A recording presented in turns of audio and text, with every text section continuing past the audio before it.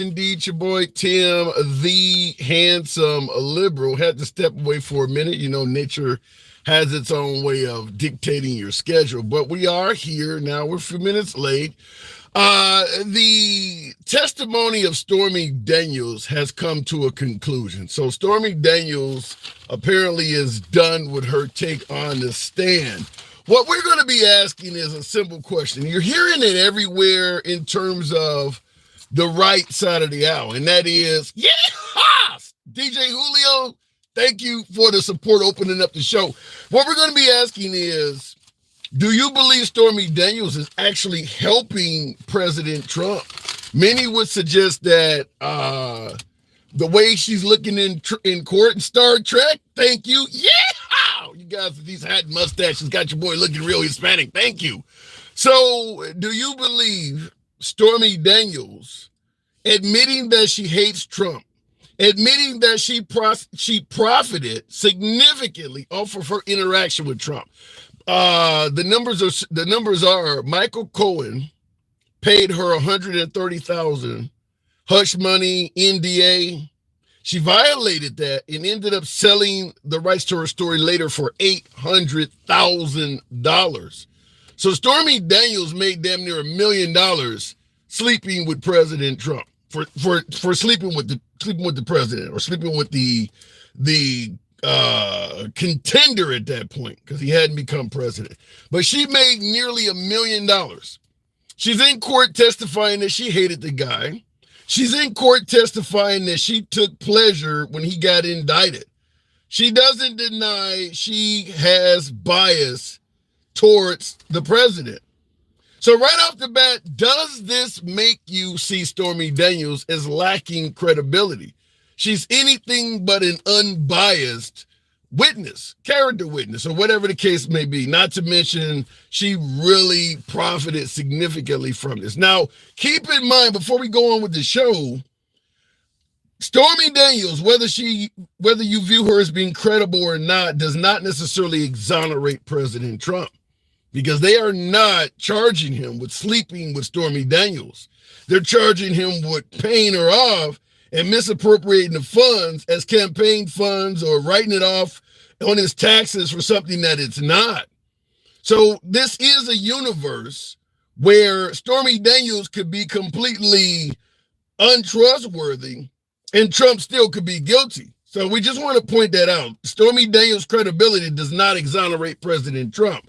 But what we do want to ask is, because of the biased nature that Stormy Daniels has, and we're talking about to the point where she actually confessed that she hates the man, is this case helping President Trump?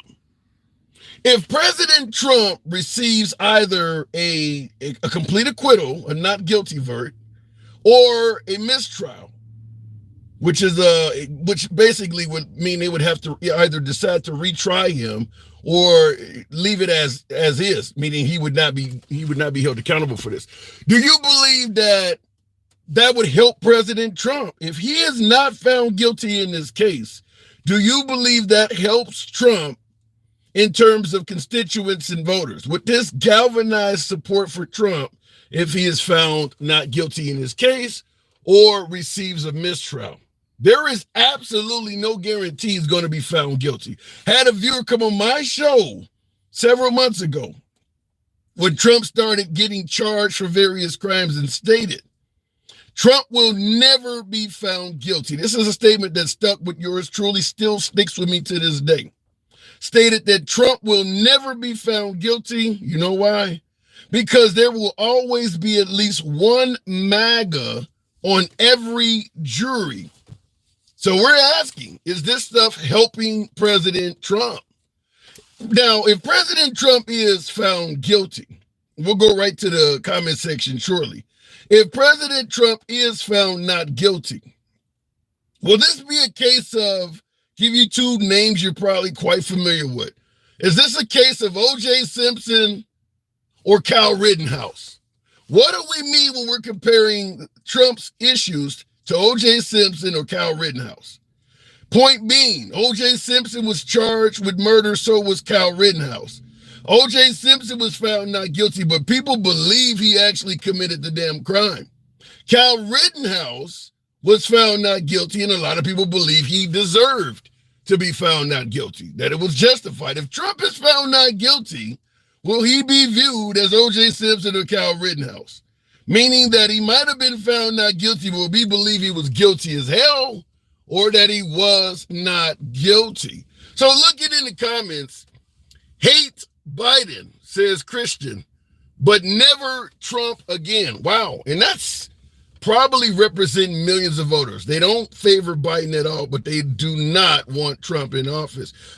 Guilty as charged, says Tucker. We'll be divided like everything else. Sleepy Crane guy, you're probably right. There's no way to conclude this case without some division. There's just no way.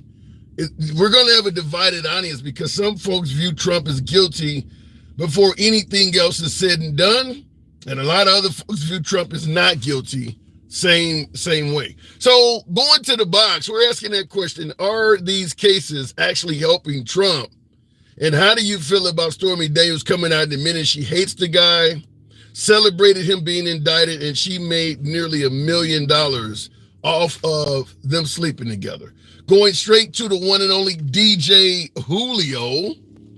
Good afternoon, DJ. Welcome back to the program. So, are the cases helping out President Trump? Julio, what say you? Absolutely.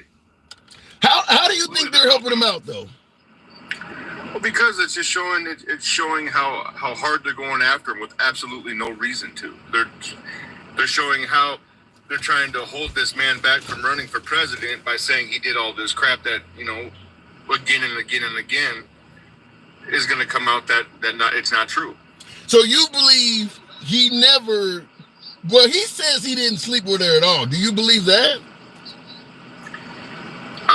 Well, I mean, I've seen her, and I'd have a hard time saying no. So you believe he is lying? Well, I got to trust the man on his word. If he says he didn't sleep with her, maybe he had a date with her, maybe he had some stuff with her and never anything sexual. I could trust that. Okay, let me simplify it. Let me simplify it.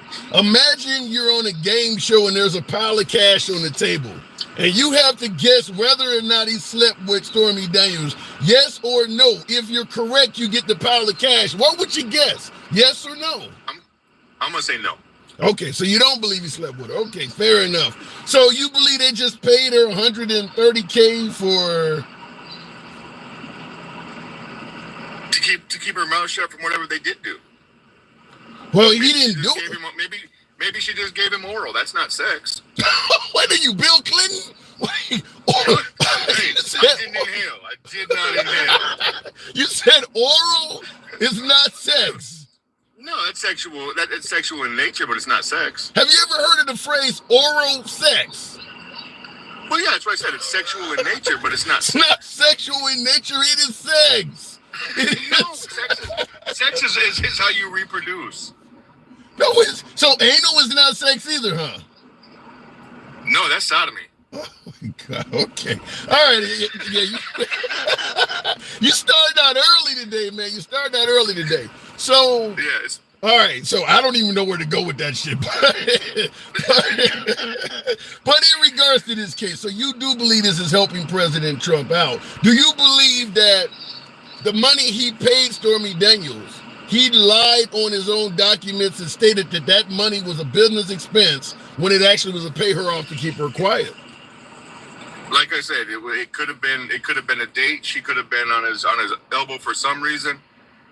If he's calling it a business expense, I mean, I take people out to dinner and it's a business expense. Sorry. I took people on a cruise a couple years ago. Some of my customers and family and friends, and that was all a business expense. Shit, I need to hang with you. But here's the issue, though. When you say that he could have done this for her and it was a business expense, you do realize he stated he'd never even met her before. Well, I mean, that man's got business expenses that I will probably in my lifetime, be cool if I did, but I'll probably never understand. Right. If his attorney that is handling all his personal shit says, hey, listen, we've got this expense and I need you to sign off on it, I'm going to sign off on stuff that my tax attorney tells me I need to do. Yeah, but his accountant, that's why they brought in his accountant and financial advisor to testify that he was very vigilant in paying attention to what he signed off on. He was quite focused on his own finances. So he wasn't just willy-nilly signing off on stuff. No, I agree that he knew what it was for. That doesn't mean he met her, though. That doesn't mean that he spent any time with her. I'm playing all aspects of it. I want the whole perspective out there, and the perspective from my side of it is whether he met her or not, doesn't change my view on him as a president. Well, but here's the issue: you do believe Stormy Daniels lacks credibility, right? 100%. Why? She lives in the dark media. But why does she lack credibility in your opinion? Because she lives in a dark media. What is dark media? She sex for money. So you believe all porn stars lack credibility?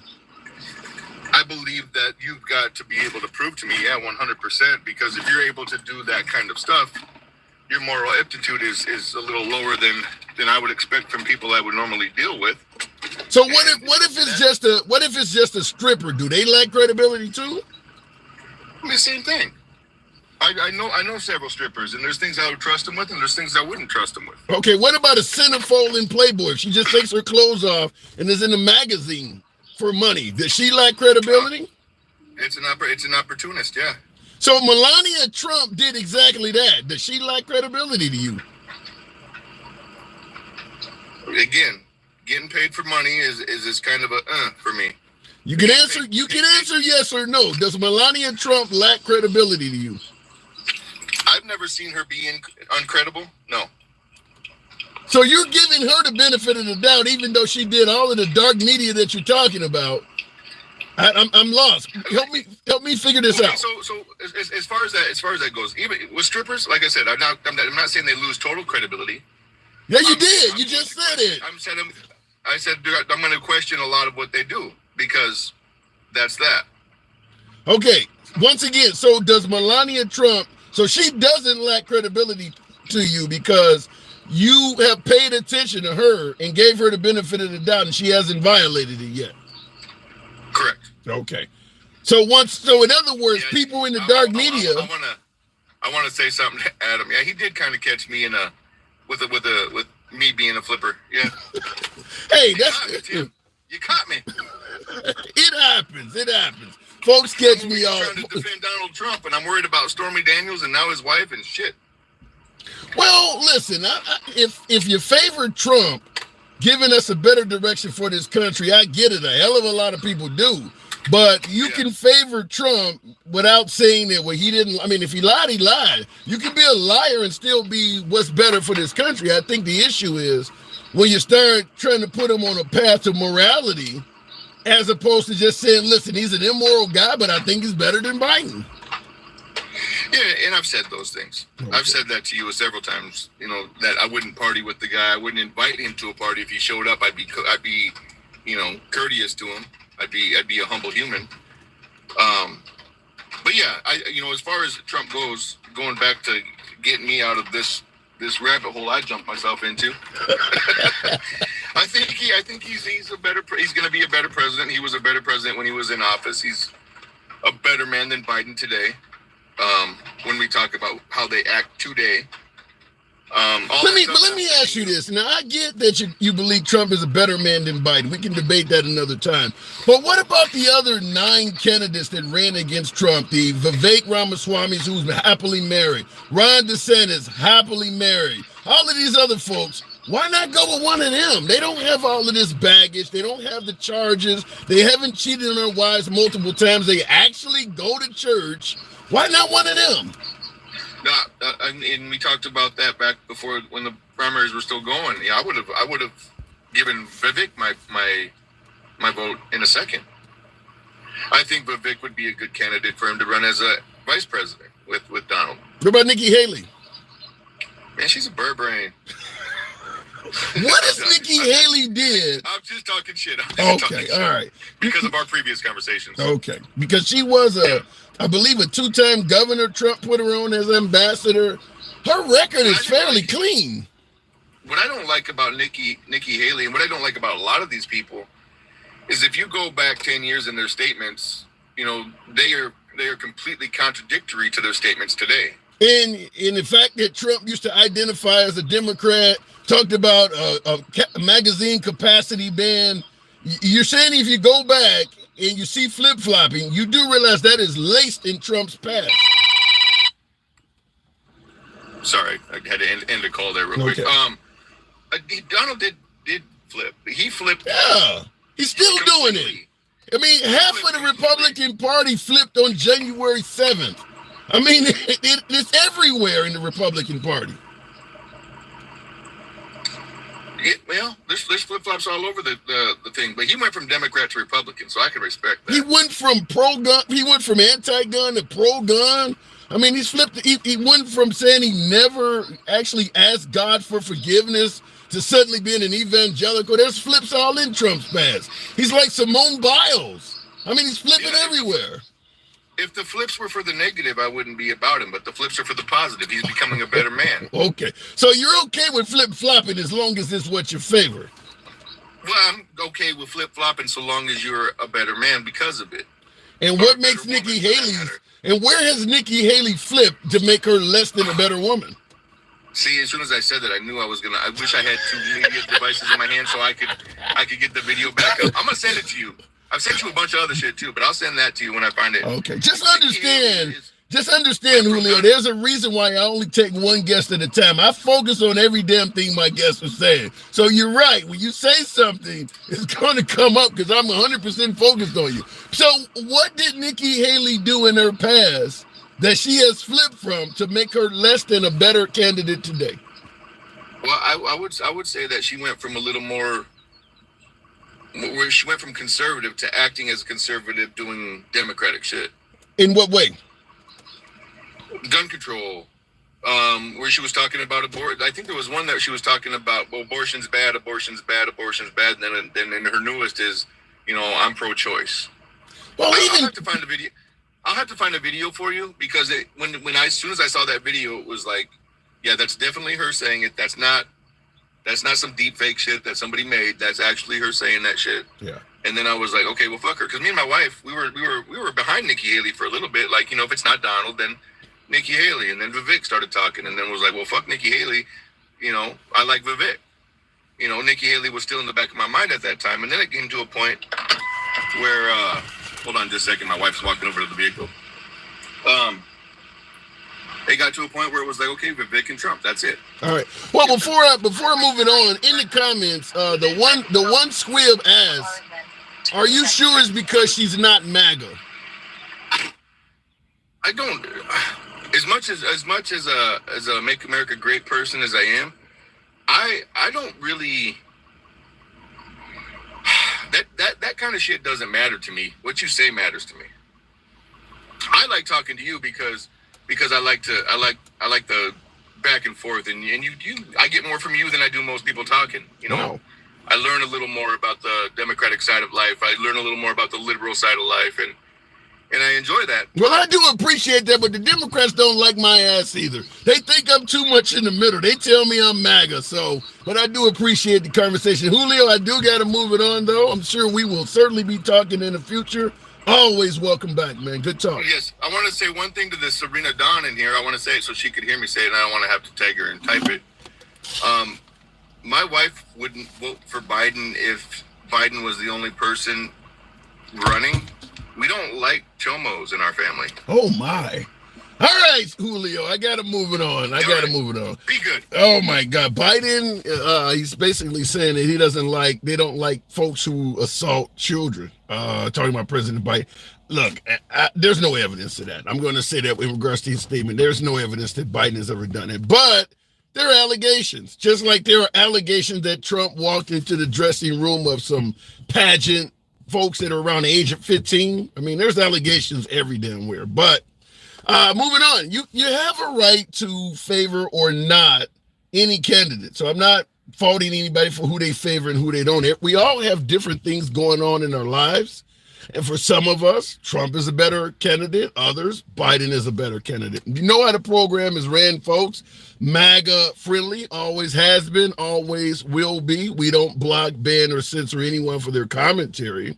Understand when you're in the comment section or if you're in the box and you disagree with anyone else, including yours truly, no one gives a damn. It's all about free speech here. That's how we've ran the program from day one. Go left of Bernie Sanders, Trump having dinner with QAnon. Everyone gets the chance to speak. On TikTok, 600 plus of you in here, tap that screen. Tap that screen. Get me on up to 20,000 likes. You know how the program is ran. Same on YouTube. Smash that like button. I believe in the top of the screen there, you push the 3 dots, 3 lines or whatever, and it'll give you access to the like button. Continuing on, Trump said he did that going into he could investigate. I don't quite get your comment there, Spitfire. Didn't Nikki Haley do something wrong with money or militaries of other countries? I remember someone saying something like that. If it's that vague where you don't remember the details that much, that ain't probably something serious enough to not vote for her. I'm just going to tell you, if it was something awful she did, you would probably instantly, like with Obama, Fast and Furious, or Benghazi with Hillary Clinton, it comes to mind like that. If Nikki Haley did something that was really that awful, you would be able to snap your fingers and think of it. I mean, we can talk about, Ronald Reagan with the Iran-Contra scandal with Oliver Nerf. And they do something wrong militarily. Biden with the 13 evacuees or 13 service people that were killed after the Afghanistan evacuation. If Nikki Haley did something that bad, it would come to you like that. Looking in the comments, Trump had great international policy. He's just bad for labor unions. Really, the only reason I wouldn't vote for him, says Thomas. Well, certainly if you're in a union and Trump is anti-union, in fact, the Republican Party, in my opinion, is probably more anti-union than Trump. Trump blew up as a real estate mogul in New York. You don't do that in New York being anti-union. Trump worked with a hell of a lot of unions. The Republican Party is anti-union. Trump is just in need of Republican votes, so he's willing to play chameleon and be whatever needs to be done. But I don't think Trump really is anti-union. It's the party that he is running. The supporters of his party are anti-union. That's the problem with Democrats. They even fight amongst themselves. They only support you if you're super radical, says V Pirate. As if Marjorie Taylor Greene isn't currently fighting with the whole Republican Party. You see division among Democrats. You don't see Marjorie Taylor Greene currently trying to oust the damn Speaker of the House, where Democrats came in and saved the Speaker of the House about 24 hours ago? You didn't see that, huh? Okay, fair enough. Going back to the box, Democrats are divisive. I love it. Stanley M. Good afternoon, Stanley M. Welcome to the program. Hey, good. It's been a while. Well, good to have you back. So what do you... Say that again? No. That was just feedback. Go ahead. So what do you think? You think these cases are helping Trump? Only with his base, because, hey, if you're innocent, you don't delay. The reason why you don't delay is because if you're innocent, like I said, if you're innocent, you just say, I have nothing to hide and nothing to lose. I'm just going to go to court, and then I'm going to, again, if you know you're innocent, you'd win it. All right? It's the same thing you said a couple weeks back about getting support from the black voters. I mean, it's just his base that's only energized from these court cases. With the New York situation, though, I'm going to be honest. I mean, I'm holding my tongue, but like, from Hope Hicks, his top eight, right? Right. The one he has a crush on. He clearly has a crush on her. And she's not bad looking. I'm just going to be honest. She's not bad looking either. But the fact is that she came out and said X, Y, Z. I'm just sitting here like you said, there's going to be one person. There's going to probably be one person that's going to hung this jury up. But the evidence was just damning. To the point where, like, okay, the prosecutor's like, we need Cohen, but at the same time we don't, because we have people who worked for him, literally showed the piece of paper, this evidence. Yeah, he wrote it in notes right here. Pay back Cohen, $150,000 here with that, and then add that to taxes so he can write it off as tax, so he can pay tax on it, because that was his gross income. Yeah, so, just remember that. So at the end of the day, you do believe he is likely guilty, but also likely to get off. like I said, I'm holding my tongue because it's about 50-50 at this point. But based off the information, the jurors that are there at this moment in time, I would say, like I said, it's 50-50. Most of those people, they said that, hey, I'm a teacher. Hey, I'm a lawyer. Hey, I'm this. You know, I mean. Hey, I'm Maga. Hey, who knows? Yeah. But hey, the thing is I loved about Judge Rashawn, he was no nonsense. Out of all the judges who actually put their foot down, he's the only one. And the fact, not only that he puts his foot down, he's being courteous. He's like, hey, dude, I'm just. Wait a minute, you're talking about the judge in this case right now. Yes, he's no nonsense, but at the same time, he was courteous, telling the defense, hey, you gotta you could have objected right here. And I could have, You really believe this judge has put his foot down? Trump has violated his gag order 10 times, and he's barely scratched Trump with a fingernail. You really think that's putting your foot down? I mean, Trump, 10 times. He violated the gag order 10 times. Who the hell gets away with something like that? Hey. He's the president, and you got to remember, and all these legal scholars from NPR to CNN, NBC, oh, this has never done before. A former president's never been in jail for contempt of court. He's like, this is just unprecedented waters. He'll never do it. I'm like, okay, I mean, when are you going to do it? Yeah. Because you say you got to do it. Yes, you're right. The reason why I say he's no nonsense, it's his demeanor. And it's the fact that he's just pointing out the facts. He's not like a Judge Eileen Cannon who's just like, oh, well, I gotta to delay this court case indefinitely because in layman's terms, I don't know the laws. I'm way in over my head. I don't know God knows what. The evidence is literally overwhelming to the point where I won't say Yeah, but here's where I have an issue with what you're saying. And by the way, folks, tap the screen. Get me on up to 30,000 on TikTok. Helps out the algorithm. Brings in more MAGA. That is how the pages ran. So let your thumbs not be lazy. Tap the screen. Smash that like button on YouTube as well.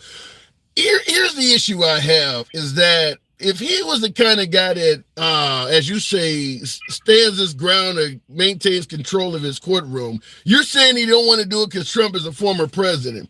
Hell, do you realize how many things that have already happened to Trump that has never happened to a former president, from him being impeached twice, had his damn home raided, the man has a mugshot, for God's sake. At this point, we're beyond saying that this has not been done to a former president. Trump has now broken more records than Caitlin Clark. So at what point do we say, look, it is what it is? Hey, listen, he's given me ultimatum recently. Again, I'm giving him the benefit of the doubt right now. He's like, yo, one more is just like, I have no choice but to put you in holding. I heard they can put him in holding in the courtroom or behind in the courthouse, or they actually have to put him in Rikers. It's one or the other. I don't know. He violated the order 9 times, was fined $9,000, did it again, and now you're coming back with, well, if you do it one more time, damn, how many times does he got to do it before you take it seriously? I'm not the judge, but like I said, man, I don't know why is he not like taking the extra step? You know what I'm saying?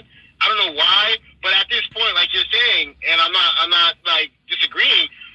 The only time I can say is that yes, he's no nonsense because he's actually, out of all the judges, he's actually said something, and he wasn't really tolerant of the bullshit of the defense because he called out his defense lawyer saying like, yo, you have no credibility.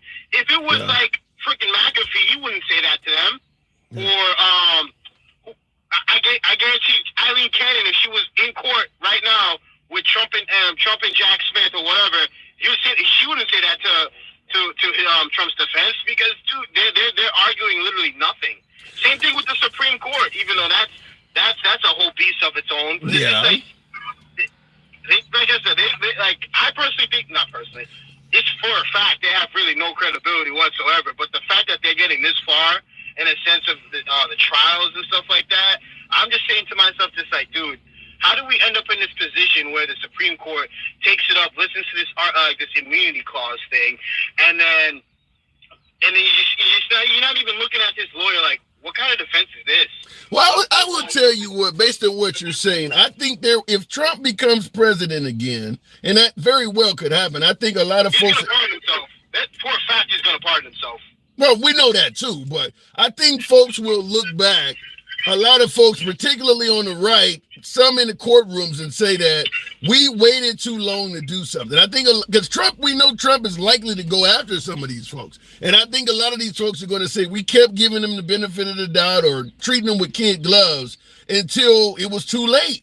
Because once he becomes president and starts going after some of them folks, they're going to realize we had a chance and we slow walked every damn thing. And Trump has done a really good job navigating the course and delaying all of this stuff. But before I let you go, in regards to your earlier comment that if you're not guilty, you don't delay, you just come in and prove your case. Many believe that the court system is so biased against Trump that even if he walked in and tried to prove his case, he wouldn't get a fair shake. Do you see any validity in that?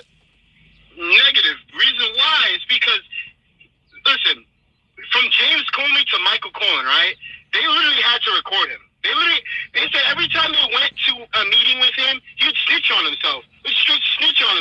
Even his lawyer now, like, dude, really? You said you never met this woman, you never slept with her, and then Stormy Daniels is literally telling you not even vividly, word for word, verbatim, this is what happened. He was in his pants. I mean, he was in his silky pajamas. I went in the bathroom. I felt pressured. He was in his bed, butt ass naked. This is what happened. I left in a hurry. Literally. Yeah, verbatim. All right. Fair enough, but she did testify in court she hates the man. So a lot of folks view her as lacking credibility because she admitted being so damn biased. But I got to move it on, Stanley. Appreciate you coming through. Anytime, man. Anything. Thank you. So looking in the comments, real quick on YouTube, BA. Shout out to the 18 BA Baracus. Trump 2024. You don't have to keep typing it, BA. Looking in the comments, how many wars did Trump get us into? That is one of the accolades often given to the former president, that we didn't have many major military conflicts under his watch. I think also, though, I don't know if I would blame President Biden for what Benjamin Netanyahu is doing. Even though many on the left and certainly Biden detractors, he's getting blamed from both sides. Biden is being blamed from both sides for the actions of Israel. The reason why I say I have an issue with it is because I don't think Trump will be pushing back on Benjamin Netanyahu at all. So I've told many on the left, the ones calling Biden, what are they calling them, genocide Joe or whatever the hell they're coming up with. If your disdain for Biden leads you to either sit this one out or vote for Trump, you're not going to be happy with the results in Gaza. Trump is not going to grant your wishes in Gaza. Maybe he'll get the economy back on course and some of the other things you might feel America needs. But if you believe the Palestinians are being treated wrongfully by Israel, Trump is not going to fix that for you. He is not going to go in there and stop Benjamin Netanyahu from what he's doing. It's just not going to happen. Just like the Bernie bros who were pissed off with Hillary Clinton, suggesting that she stole the election from Bernie Sanders. None of them are happy now. They voted for either Trump or they sat it out in anger towards Hillary Clinton.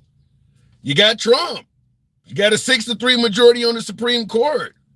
You got rolling back of affirmative action. He's not a big fan of the LGBTQ. The Bernie bros are not happy because of that now. None of them are. Looking in the comments, though, Anthony Aldridge says, and that was conscription. I think for Vietnam, I'm not completely sure. I don't quite get that. Trump did not have a good economy because he was smart. I don't think people care whether Trump was smart or not. They believe that they could afford groceries under Trump and they can't under Biden. That's all that matters. I can afford rent under Trump and I can't under Biden. The rest is all semantics. This is the same issue we're dealing with when the economists suggest that the economy has gotten strong and things are looking great under Biden. People can see how far their dollar goes. That's all they care about. They don't care about some dude on television. If they go to the grocery store and they can't buy as many groceries as they could under Trump, They can't put as many gallons of gas in their car as they could under Trump. What the economists are saying on television doesn't matter to them. Even if the economists are right, it doesn't matter. Look at in the comments.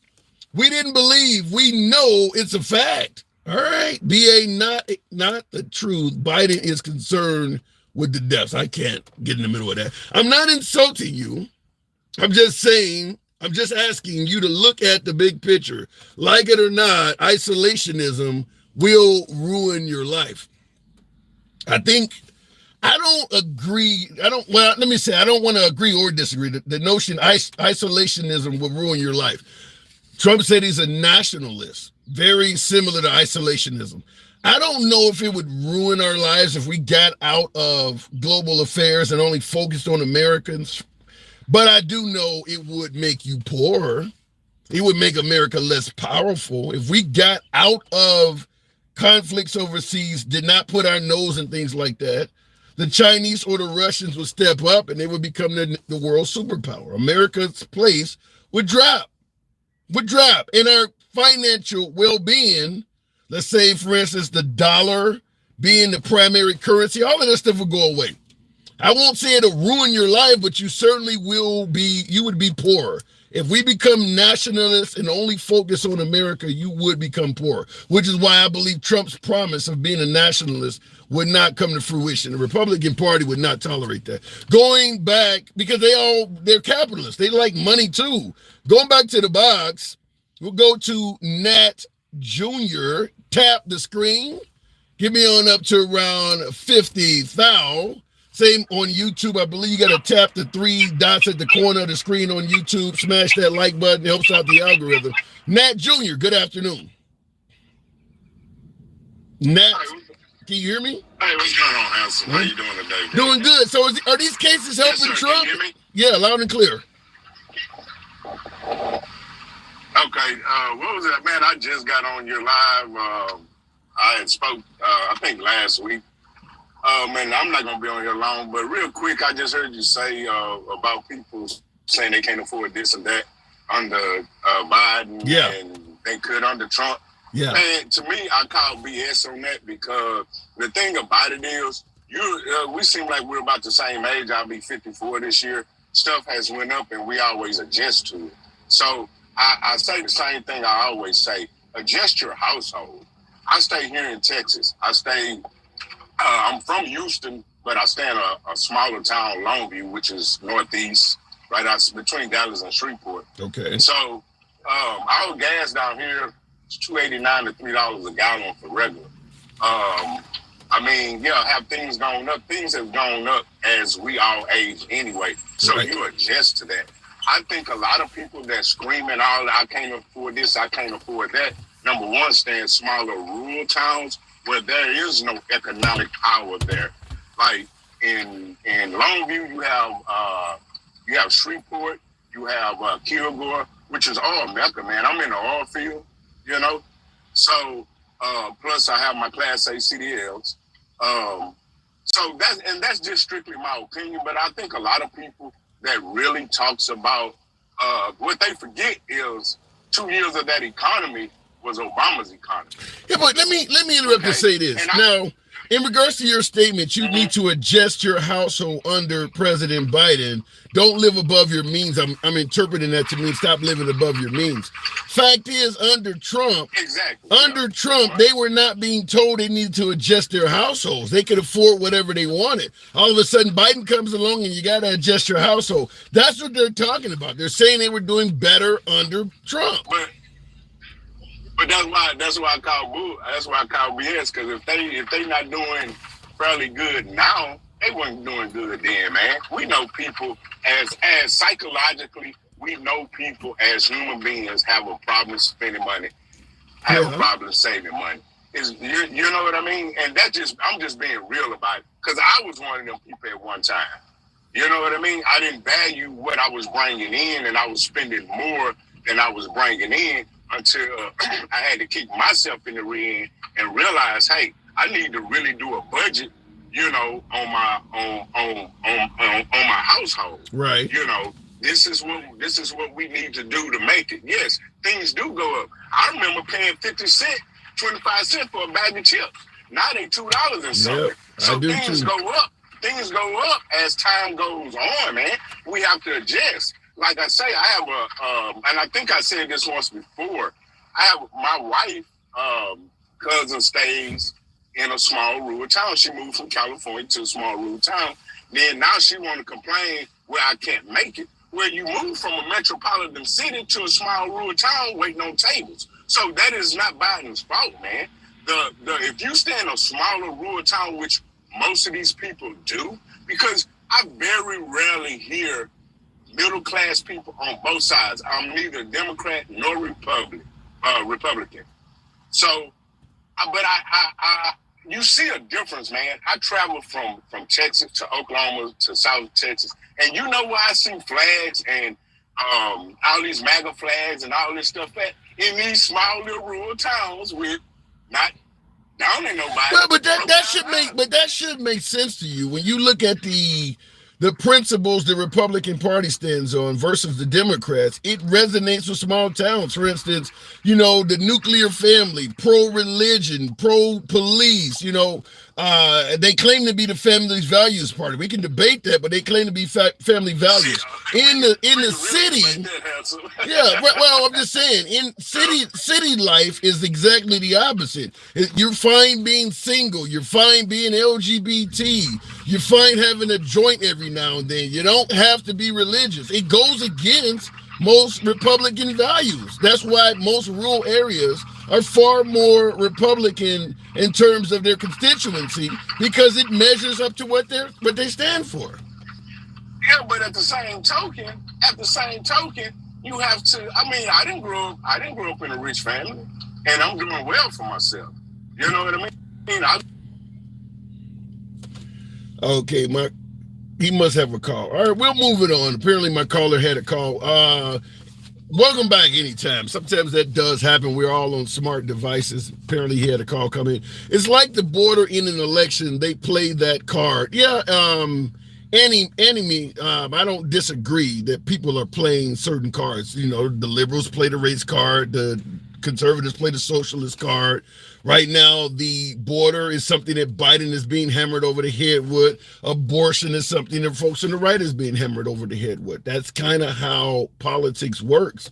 Everybody plays their cards to the fullest. The economy, on the other hand, is something they're hammering Biden with, even though, as my last caller might suggest, and many Biden supporters might suggest, that they don't believe the economy is that bad under Biden. But the polls show most Americans do believe Trump was better for the economy than Biden. Even among the liberals, that they're not cheering about Biden in regards to the economy. Look at in the comments. Trump deregulated all our consumer protections. That's why landlords can charge what they want. Yeah, and that's kind of, some folks blame the reduction in regulations for the catastrophe in East Palestine, Ohio, because I would say you could now operate this long-ass train full of hazardous materials with only 2 people on board, because they relaxed the regulation that you have enough manpower on board. I mean, but this is why I also suggest, if you own a large corporation, it makes more sense to vote Republican, because they do tend to do things for business, big business, that is more beneficial than what the Democratic Party does. The Democratic Party does things that are probably more favorable to the people that's working at the business. But the Republican Party does things that is more favorable to the people that own the business. And that's generally how you see them vote. Looking in the comments, now is the result of the Trump administration. Jared Bullock, maybe, but you're going to have a hard time getting people to believe that. Some people, but I get your point that the economic decisions of the previous administration oftentimes are not realized for years after, and it can fall upon the next administration. In other words, folks say what happened during the Trump administration was a product of Obama. What you're saying right now, what's happening under the Biden administration, is a product of Trump. Not totally disagreeing with that. Not totally. I mean, something like, for instance, the expiration of Trump's tax cuts, that's happening now. during the Biden administration. That certainly will have an effect on the bottom line of Americans whose tax cut expired. I mean, it does make some sense. It's not crazy. Looking in the back to the box, and thank you folks for tapping the screen. It's hoping to be up to around 50,000 about now. It helps out the algorithm, brings in more Maga. You know, the program is ran on an uncensored format. We don't block, ban, or censor anyone for their commentary. By the way, if you do enjoy civilized dialogue from both sides of the aisle, without any concern of the host trying to block, ban, or censor you for your opinion, because we favor free speech here, feel free to follow the program on TikTok, a subscription on YouTube if you will. For my YouTubers, tap that like button. It helps out the whole show. I believe there's 3 dots in the top corner of your device or something like that to find the like button. Appreciate you doing it. Going back to the box, Nicholas writing, good afternoon, welcome to the program. Are the cases, particularly this New York case, are they helping President Trump? What say you, Nicholas?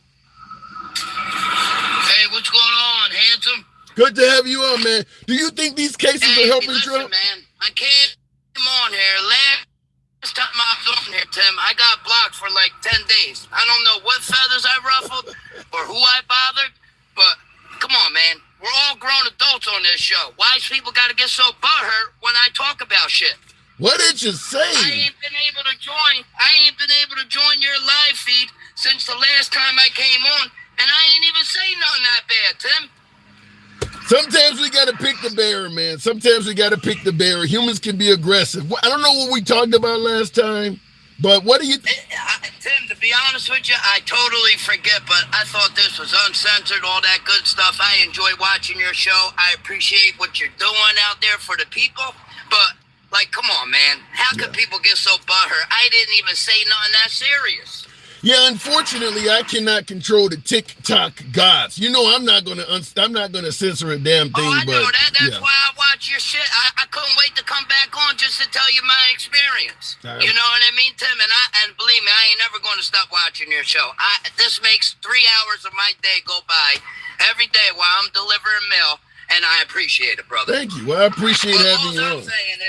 All I'm saying is, Tim, I was just speaking. I wasn't even saying nothing wrong or nothing about nobody, and they friggin' blacklisted me for what, 8 days, 10 days? They said I couldn't go live no more on TikTok.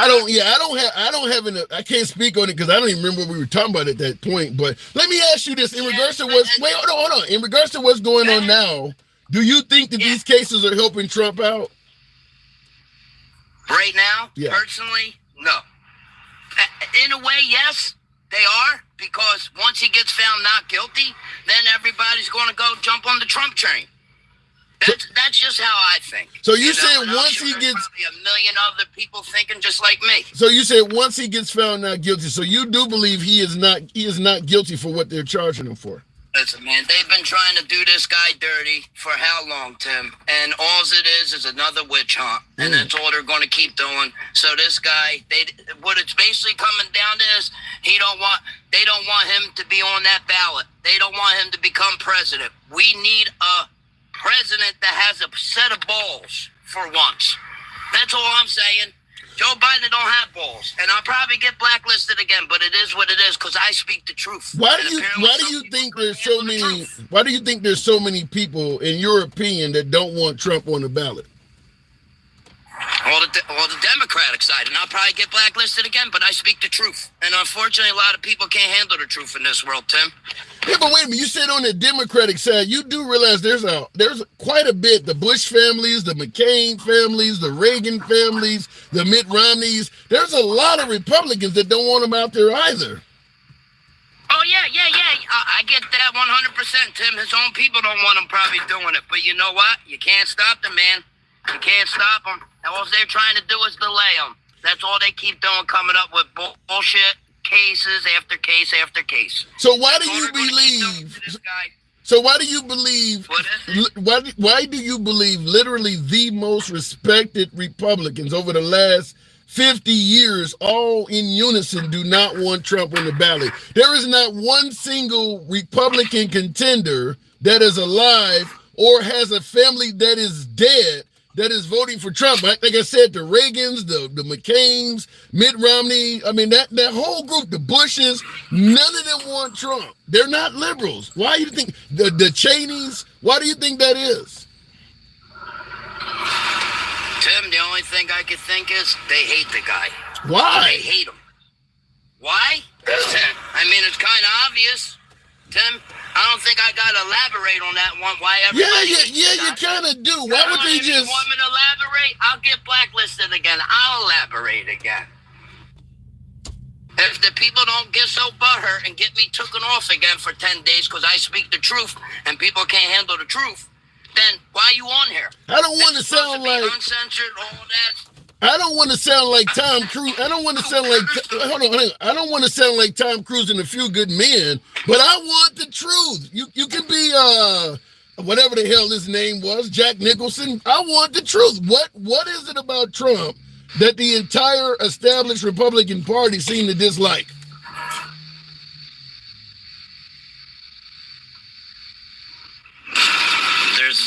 There's quite a few things, and I'll start with the handle the truth.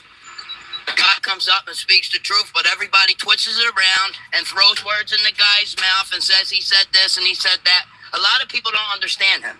And I get it, he's narcissist, he's this, that, and the third. But at the end of the day, Tim, that guy was the only one that had things rolling for us in 2020. But the economy was great. Gas price, everything was back to normal. Everything was fine. We were able to live life. How do you respond to folks who would say the country was divided as hell under Trump?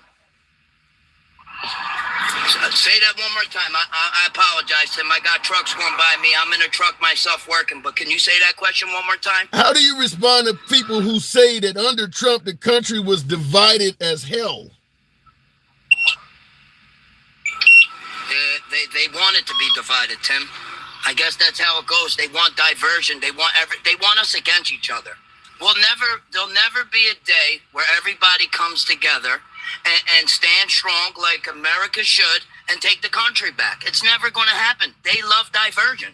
They love to divert. They want everybody against each other. That's I'm true. Sure you've seen it in your lifetime. Yeah, I mean, it is true. There'll never be a day when we're 100% united. But let me ask you this.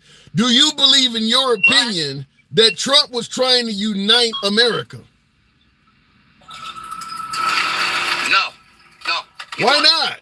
What he was trying to do, Tim, basically was run on like a lot of people said, the guy runs on hate.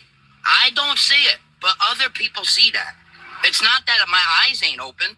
I don't see hate coming out of the guy. All I see him is trying to run our country better. But you're saying you don't like you're saying you don't see hate coming out of Trump, but you're also saying you don't see unity either. What is it again? What did I say? I asked you. What did I say again? I asked you, did Trump try to unite the country? And you said no. No, he didn't. He really didn't, Tim. I'll be honest with you. He didn't unite the country. He had everybody against each other. And that's how they want it. That's how I feel. You know what I mean? So you're admitting that Trump was sparking... Do you sparking... understand where I'm coming from or no? Because I see you got a look on your face like you don't understand me. Yeah, you're admitting that Trump sparked division.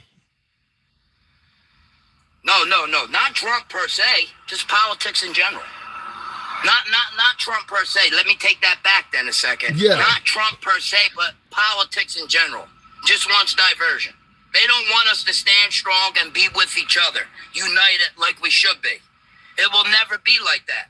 They love the way they have everything, the propaganda they shoving down our throats with the outlets of the news, this, that, and the third, Tim. It's all bullshit.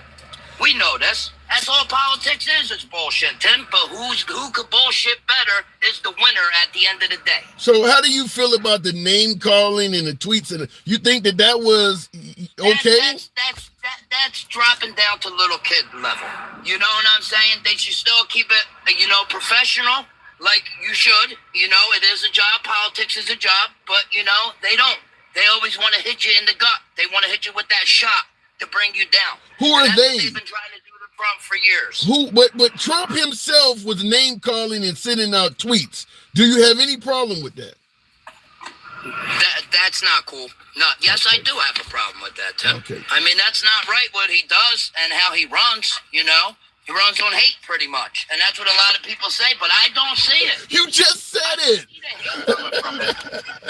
So, I got you laughing, Tim. I'm a little all over the place, so bear with me, brother. I don't disagree.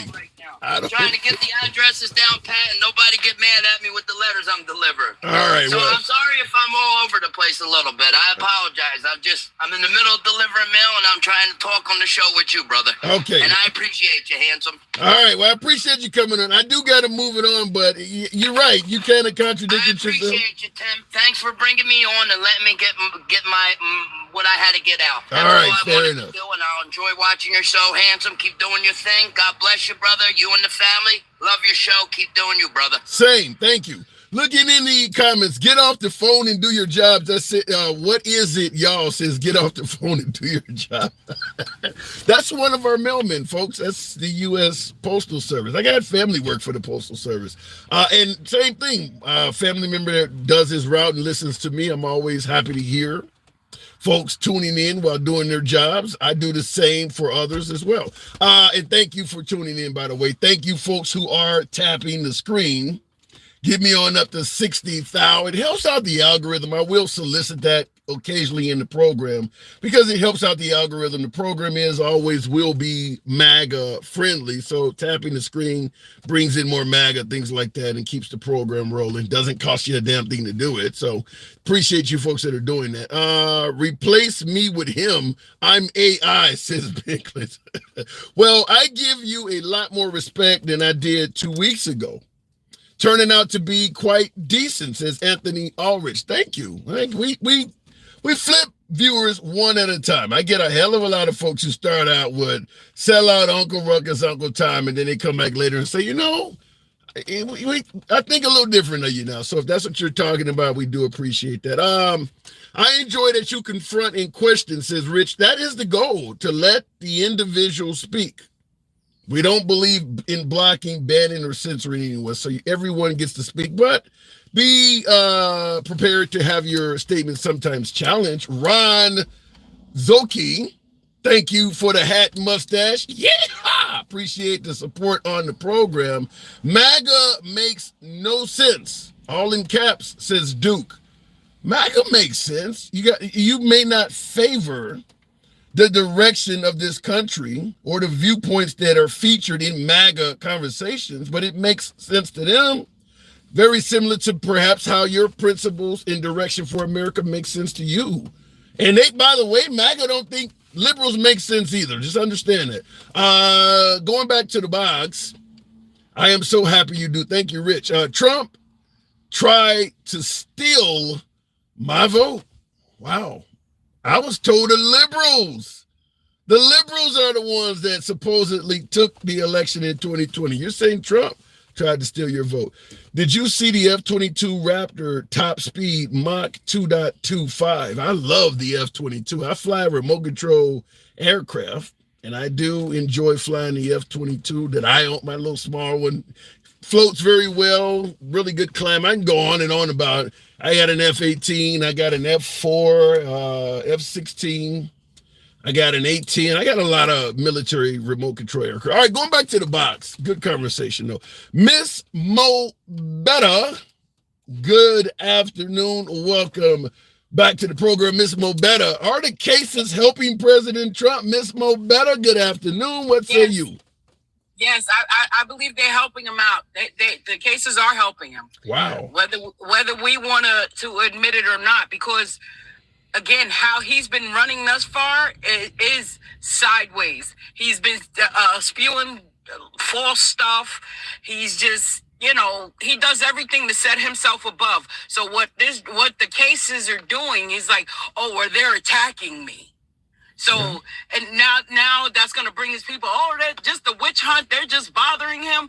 That man is guilty as sin. He's guilty as hell. So let me ask you, in regards to your statement that the cases are helping him, I'm going to give you two scenarios. You tell me how it's helping him. Is it helping him in terms of growing the amount of people that support him? Or is it helping him in terms of the people that support him is making them deeper entrenched in support for him? I think it's just helping them at the status that it's always been. Like I said, it appears now that he's in the front running and in the running, but once those people sit back and think, it's not going to be enough for him in the polls. In November, it's not going to be enough for him. So, and the only reason why it appears that he's winning now in these court systems because he had a lot of people in his pocket. So you believe it's helping him, but you don't believe he's going to win in November? No, he's not. I don't believe it's not going to win. His popularity, yes. Okay, he seems like the big man on campus. All right, he's this businessman. He's been a businessman, a failed one. A failed one. He said he's worth $15 billion at one point, Ms. Mobetta. He said he ain't sleep with Stormy Daniels either. He say a lot of shit that don't make no sense that we know is lie. He had a whole university in his head. Yeah. In his head. But see, what it is, they're not really paying attention to when he speaks. They don't care because they just hate the other side. Yeah, and that probably happens both ways. It doesn't. Well, damn right. Stormy Daniels is a perfect example that there are people that hate Trump. But I wanted you to tackle this one. BA on YouTube. Ha, I can't wait till Trump wins and the liberals cry. If Trump is victorious in November, will you shed a tear? Cry for what? My job is going to remain the same. Taxes might change, but that happens all the time. See, and this is the crazy part about it is people like one of your callers was saying before, things go up all the time. There's been inflation. If that's the case, we've still been paying 50 cents a gallon of gas. That is not true. Yeah. That stuff always goes up. There's been a lot of price gouging and different things like that. And for the information of the people who are misinformed, the president has very little or nothing to do with gas prices. Yeah, they have some underlying things, but when it comes to gas prices and stuff like that, it's a supply and demand thing. That has to do with the companies themselves. I'm going to charge you more because I can. I want to feel your point, but here's the issue I have. When gas prices were at their highest under Biden, many on the left that support Biden were saying what you're saying. He doesn't have anything to do with gas prices. But the minute gas prices started coming down, guess who were the first to start bragging on bringing prices down? Biden and Kamala. They both were taking credit. They all do that. Huh? They do. They do that. They all do that, and they should stop doing that. We're gonna stop putting the gas on the president. We got other things that the president has in charge of. See, again, yeah, they like I said, they have very little to do with it. That has something to do with the gas companies. Well, you know what I mean? I'm just saying, if they're going to take credit for prices coming down, you can't blame people for blaming them when prices go up. Well, I understand that because both sides do that. Yeah. You hear the argument under President Trump, this was lower, that was lower, everything was lower, it was a good economy or whatever. Again, we all know he did inherit a great economy. He not a great one. He inherited a very good economy. He did. He started out okay maintaining it. He started out good, but he spent too much time on the golf course. So when it was time for him to get down to real business, it was in chaos. When he really left that White House, it was a whole mess. Look at how many people has died. That supersedes everything to me. So I think we may have discussed this before. So you do blame Trump for COVID deaths. Yes, I do. A lot of it simply because he had the blueprint in his hand of how to shut it down, and he defied it because it came from Obama. He defied that because of his hatred for Obama. So that's the thing.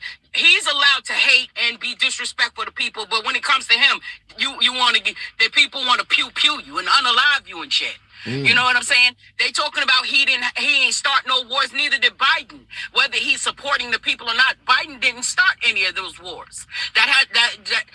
Again, he might have control, but people have to understand how allies work. How, like you said, without superpowers and stuff like that, these people, the voters of MAGA, understand how this stuff really works. Do your research. Research on how it really works and why we support these places. Do we know what kind of trade and stuff goes on with these other countries? Why are they supporting Ukraine? Yeah. And go and find out, research that stuff and see why before you come and argue. Yeah, but so let me just present it to you this way. If Trump got reelected, if Trump did get reelected come this November, what would be so bad? I mean, we had him in office for 4 years. There's a hell of a lot of people, at least 74 million, that thought he did a good job. What would really be that bad if he gets back in office? Yeah, you wouldn't like some of the policies, but would it be really that bad in your opinion? Well, the thing is, if he gets back in office, he's going in there solely on fixing his personal life. He's going in there to fix his personal life. All of this stuff that's hanging on his head. And again, if he wasn't a guilty man, let's get these trials over with and say, I ain't got nothing to hide. Let's get this over with. I have a campaign to run. No, he's a fix on delaying them. Delaying these trials. So if he becomes president, I have the power to get myself off. Yeah. But his belief is he's delaying the cases because if he tried to go to court and prove his case, the courts are so biased against him, they wouldn't allow it. He believes he's not going to get a fair shake in court no matter what he does. So the only choice is to delay. Listen, that man is so crooked, he doesn't know what fair is. He doesn't know. He should feel really, really comfortable in his position because this is how you've been running your. Look how many cases that are against you even before you were the president. How many cases and stuff have you been to court with already? He knows how this works. Yeah. It's just that he felt that he was the top dog of this country and that he should not be in this position. He finds it disrespectful. He finds it, but he doesn't find it disrespectful that you are a crook, that you've been sidewinding your all of your affairs all your life. You just so happen to get caught. You hit a brick wall. But at the end of the day, do you really feel confident, Ms. Mobetta? I mean, seriously confident that Trump will not win in November? You really feel confident about that? I do. I don't believe he will win. And it's the same thing when he lost this last time. The bad part about that, though, the biggest thing is the same thing that happened with J6. People are going to act that same way because he already has that embedded in their head that it was stolen. It was fixed. It was fixed. So he feels if he go back in here again because he's winning the popularity votes right now, that it's going to be stolen. So you believe? Wait. So he's too old to change his mind. So to clear this up, you believe he will lose, but there will be January 6th type violence again. I don't think it'll be as bad. They may be a little more prepared this time because they've seen what would happen before. So as far as calling the National Guard in and all kinds of stuff, they're going to be a little more prepared than they were for January 6th this time. Okay. But he will lose. And what I wish people will stop doing is stop bringing up Hillary Clinton. Stop. That ship has been sailed. Yeah. That ship has sailed. So being a woman yourself, you believe the women will show out? Absolutely. And what I employ them to do, they better go and start reading some of these bills and laws that are being placed on the table that will affect women. And when it comes to like the abortion laws and all kinds of stuff, abortion is not women's health. That's not the only part of women's health that would be affected. Right. We still need health care. You still have to see your gynecologist every year or 2 years for other kinds of things. So they're so focused on that one thing. And like I said, the ones that are speaking the most about that are the ones who are non-child bearing already. So they need to knock that off also. That's it. All right. Miss Mobetta.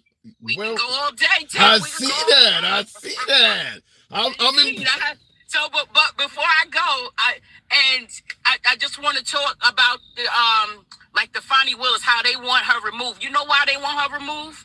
Because she's not afraid of them. She didn't back down to them. I don't know if I'm sure you. But wait a minute. You do realize, I hate to use this term, but you realize Fanny Willis fucked up. There's no way in hell she should have been doing her subordinate in what could have been the most historic case in our lifetime. Fanny Willis fucked that up. She probably did drop the yes. But however, if the prosecutors are held to the higher standard, why shouldn't Trump be? I don't disagree with that, but I don't think he's going to be held to any standard by Fanny Willis. But and And again, as far as this personal, I feel that is more so personal than anything. That has nothing to do with the case that they're trying. Well, So her office is the one who really dropped the ball on that, because y'all already knew what was going on before this even happened. I got to move it on, but Fanny Willis should have knew better. She should have knew that they're going to dig in her past as deep as they can. And if you've been sleeping with she should have knew that was going to come up. That was if they would have found that she lied on somebody's case, that cost somebody their case or something, I would say so. But you talking about because she was humping on another dude, that it really was no conflict of interest because they were fighting on the same team. It's not like he was on Trump's side and she was on the prosecutor's side. So that's where I see more of a conflict of interest would have came in. Other than that, I that shit is personal. Gotta be squeaky. Mr. Mobetta, you gotta be squeaky clean when you're going after the president. You gotta be squeaky clean. There is no squeaky clean in those realms. I'm sorry, Tim. Let's be honest about that shit. You got people sitting look at Clarence Thomas. He's still serving in his position. Is he squeaky clean with his ugly ass wife? I might get blocked, but yeah.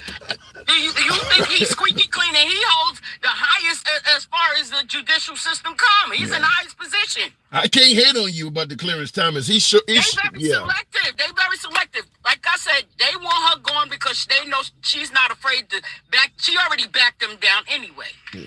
They may get their wish. I got to move it on, though, Mr. Mobetta. Okay. Appreciate it. Good talk. Okay. In my opinion, the Fanny Willis should have known better. I mean, they're going to dig into your background as deep as they can go. To me, that's low-hanging fruit.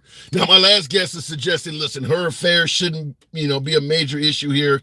Maybe, but it's going to come up. It just shouldn't have been. I mean, she had the ability to put someone else in that position. Because, folks, the first thing they were wondering is, how the hell is this dude being put on a case like this when he doesn't have the credentials? That's why he got so much attention. And they were able to find out why, because she's fucking him. Like, why? How is he here?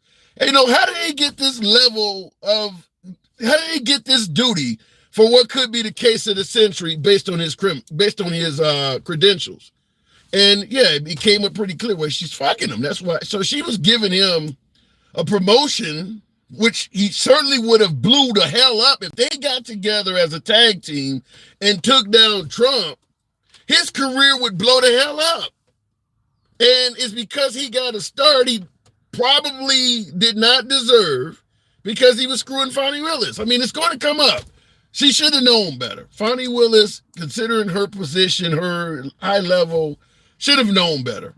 And a lot of a lot of Democrats, Trump haters, Trump detractors were counting on her. She dropped the ball. She let them down. All right, look at it in the comments. Trump wasn't a politician.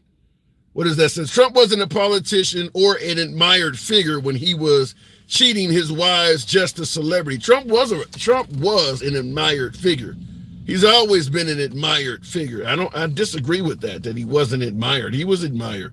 It could be because as a celebrity, as a real estate mogul, your entire life is not out there on display. As a presidential candidate, people were going to dig into your shit. Remember, as a senator, nobody questioned where Obama was born. Suddenly you become president, you're born in Africa.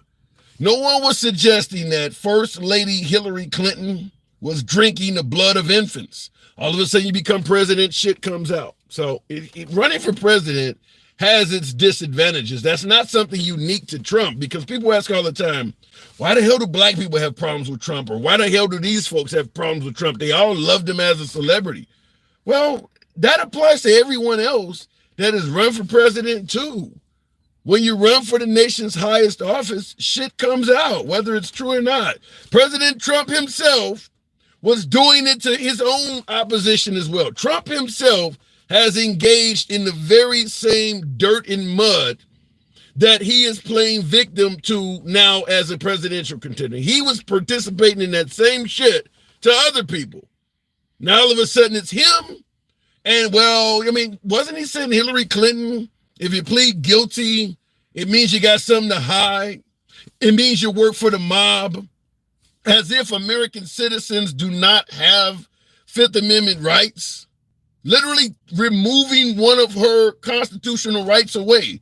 She no longer has the right to plead the Fifth Amendment, or you're going to judge her as working for the mob. Now it's happening to him, and he suddenly sees how unfair it is. Look at it in the comments. Yeah, but he didn't go after Clinton. Kim Kelly, I hear that all the time.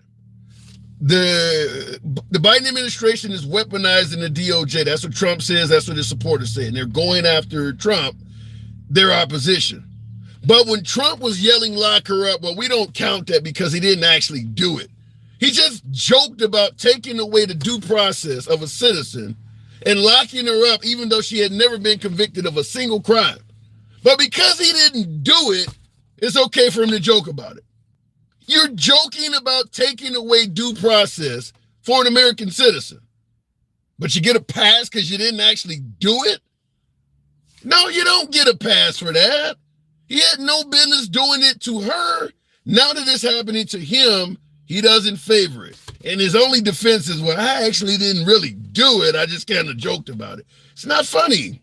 If you were a Constitution-loving American, if you were a true patriot, it's not funny or humorous to talk about taking away somebody's constitutional rights. Hillary Clinton was not found guilty of a single crime. You don't have the right to lock her up. Looking in the comment section, your impartialness is awesome, bro. Blue Jade Boogie. Thank you. I appreciate the compliment. Appreciate the accolade. Trump is trying to resurrect the mustache man. Ooh, yikes. We know where you're going with that. His only defense is he's a spoiled child man. Yeah! Dot. Hat mustache. Appreciate the support.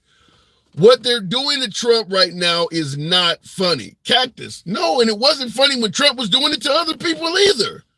I don't understand why mistreating Trump is wrong, but when Trump is mistreating others, you're taking that out of context. He really didn't mean that. You know, maybe she is a bird brain. I mean, let's take President Biden, for example. You might believe he has dementia. As Trump said, can't string together a sentence. Doesn't know where the hell he's at. Can't read a statement without looking at a teleprompter. These are all things Trump and Biden detractors often say. He's too old. You're basically, when you call him sleepy and all these crazy ass nicknames with the memes, you're making fun of an elderly man with a mental illness. According to you, he's an elderly man with a mental illness. You have no problem making fun of him. But then when somebody does something about Trump, it suddenly becomes wrong. I don't get it. I'm not here to pretend like Trump does not sometimes get treated unfairly. I agree that some of the stuff on Trump is over the top. But what I don't understand is why is it okay when Trump does things that are unfair or over the top to other people? It's like, ye shall not be judged. Ye shall judge others, but ye shall not be judged. This is where the conversations of this whole cult bullshit comes into play. Because you're totally fine with him doing it, but then the minute he starts being a victim of it, it suddenly is not okay. Looking in the comment section, going to the box rather, appreciate you folks that are holding on. Let me make it happen with Larry. Good afternoon. Welcome to the program. Thank you folks that are tapping the screen. We might be able to get up to 100,000. You got an echo. Larry, you got an echo.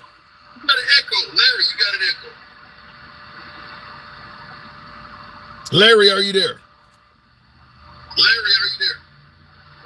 Okay, I'm going to move it on because I'm talking to myself with the last guest. Tap the screen. Get me up to 100,000 on TikTok. Feel free to smash that like button on YouTube. I believe it's the 3 lines or 3 dots in the top of your screen will give you access to the like button. It helps out the algorithm. Understand, we don't block, ban, or censor anyone. So we do believe in free speech. Absolute. Now, I can't control the TikTok gods, but damn it, when we say free speech, yours truly, we mean it. We go left of Bernie Sanders to having dinner with QAnon. We believe everyone has a right to speak. So if you disagree with anybody in the comment section or even yours truly, it does not matter one bit. Real quick, we are here 1 p.m., 1300 hours, Monday through Friday. So if you enjoy civilized dialogue from both sides of the aisle, you're in the right place. Uncensored format. Feel free to follow the program on TikTok. Certainly a subscription on YouTube, if you will. Rochelle Cottrell, why are the Democrats so upset about what he said or didn't do years ago with a woman? What Ms. Clinton did was wrong. The DOJ says he's an old man with a mental illness. Why is he not going to prison? Well, and shout out once again, there's another female Republican, maybe Maga. I always give shout outs to my female MAGA because allegedly females are going to vote liberal, but I get a lot of female MAGA. She's saying, why are the Democrats so upset about what I assume President Trump, what he said or didn't do years ago with a woman? You're going to tell me that didn't apply to Bill Clinton? I don't understand why when Trump does something years ago, well, it happened years ago. Like we're not bringing up the crime bill or Biden hanging around Senator Byrd. What happened years ago matters only when it's your opponent. We bring up things that Biden was accountable for years ago all the damn time. How does Trump get a pass suddenly? Going back to the box. Real quick, continuing on with Rocky Williams. Good afternoon. Welcome to the program. Bill Clinton was active in the office, left my ass off, literally banging in the Oval Office. Yeah. So was President Kennedy, known as one of the best presidents in history. Rocky Williams, good afternoon. Good afternoon. How are you doing? I'm doing good. Are these cases helping Trump? I don't know if they're helping him or not. Yeah, I mean, I'll be honest with you. I'll vote for Trump. Okay. But the thing is, if he did give stuff, he needs to go to jail just like anybody else. I will say that because that's the way I feel about it. So let me. On the same note, Do you believe? the slander, bashing back and forth? Do you believe Trump is telling the truth when he says he never even slept with Stormy Daniels?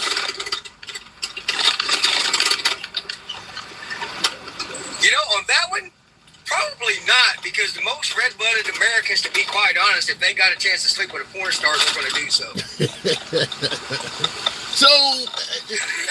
Just saying. Yeah, I don't disagree. But what about the notion that he paid her to keep quiet and then lied about it on his taxes? You think that's true? I have no idea. I know if he'd have lied about it on his taxes, would IRS come after him? I don't know. I'm not a lawyer. I'm just a no truck driver. Is all I am. Okay. Well, okay. If you believe he's capable of lying about sleeping with her to the American people, do you believe he's capable of lying about whether he said that on his taxes or not? I believe that everybody's capable of lying. Okay. Does that hurt his credibility with you? It could, and probably should if he is lying. Okay. However, you know, like I said, it is what it is. The lady you had up earlier was talking about that presidents don't have anything to do with gas prices. I don't know. I don't know about that. What is in your? Wait, you got a really loud background. Are you driving a truck or something? Yes, sir, I am. Okay, because something's really jiggling around really heavy, and it's making it hard to hear you. I'm on a bad. I'm sorry. I'm on a rough road. Is all it is. Yeah, it's going to be on a smoother road here shortly. Okay. Matter of fact, I'm fixing to turn on it now. Sorry about all the background noise. Okay. So if you believe you believe he's lying about Stormy Daniels, but you don't know about the taxes. So you look at the end of the day, if you believe it's right, if you say you don't know, then you're not in the camp that these charges are a witch hunt. You're saying they may be legitimate charges.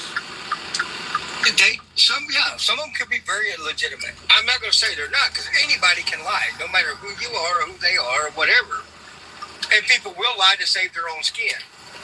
Okay. Do you think it's possible he had documents that he knew he shouldn't have had and refused to give them back? You know, I don't know. I don't know what that was or how that all worked because I don't follow the news. I don't look at mainstream news because you can never believe anything anybody said on it. Okay. Regardless if it's on Biden or Trump or whoever. So you said you would vote for Trump. What's making you pick him over Biden? Just the way that the prices were cheaper back under Trump. Even from Obama, which I have nothing against Obama about that either. But I looked up here, regular gas prices averaged $2.41 per gallon in 2017. Basically 13% higher than 2016. So, but here's the question. Do we really think that if we put Trump back in 2025, he can bring down the price of goods and services to the way they were almost 10 years ago? Can he turn back time like that? I'm not sure that he can bring them down that low, to be quite honest, but they kind of, it could be maybe get better at least. I mean, unfortunately, a lot of people say that everything is so much better now. Well, I'm making $100,000 a year, and I'm living paycheck to paycheck. That makes it tough. What the hell are you doing where $100,000 a year got you living paycheck to paycheck? Just paying bills, taking care of 4 grandbabies. I am raising 4 small grandbabies. Yeah, okay, all right, there you go. Yeah, I mean there is a lot of things that's going on, but hell, I raised 6 kids making $80,000 beforehand. Yeah, so what do you okay, you mentioned times do change and things get higher. I know that. Okay, fair enough. So you favor the Trump economy over Biden. What about folks suggesting that under Trump we were an incredibly divided country? How do you view that? I really believe that we were divided, but we're just as divided now, if not more so.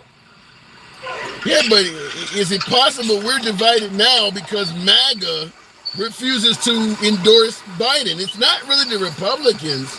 It's Biden supporters and liberals and MAGA. The middle ground is probably the independents and traditional Republicans. They're not really in the fight. It's MAGA and the liberals. Right. Yeah. Well, just like I have a cousin. I'm not going to mention his name. He's my family. He's always going to be my family, no matter what. I got several family members like this. They done the same thing with Trump. They would not endorse it at all and accept it, but yet, I don't know. I mean, the way I see it, we have Biden for president. That's just the way it is, and that's the way it's going to be until he either serves his 8 years term or somebody else we voting out. But wait a minute, you're saying we have Biden for president. Do you believe Biden is the rightfully elected president, or do you believe Trump is suggesting he stole the election? I'm not saying it was stolen because I don't know that for facts. On the same note, I don't. You know, the thing is, it's like I believe that he's president because. And what's the point of fighting it now? That ain't what I'm asking you, though. I mean, do you believe he stole the election?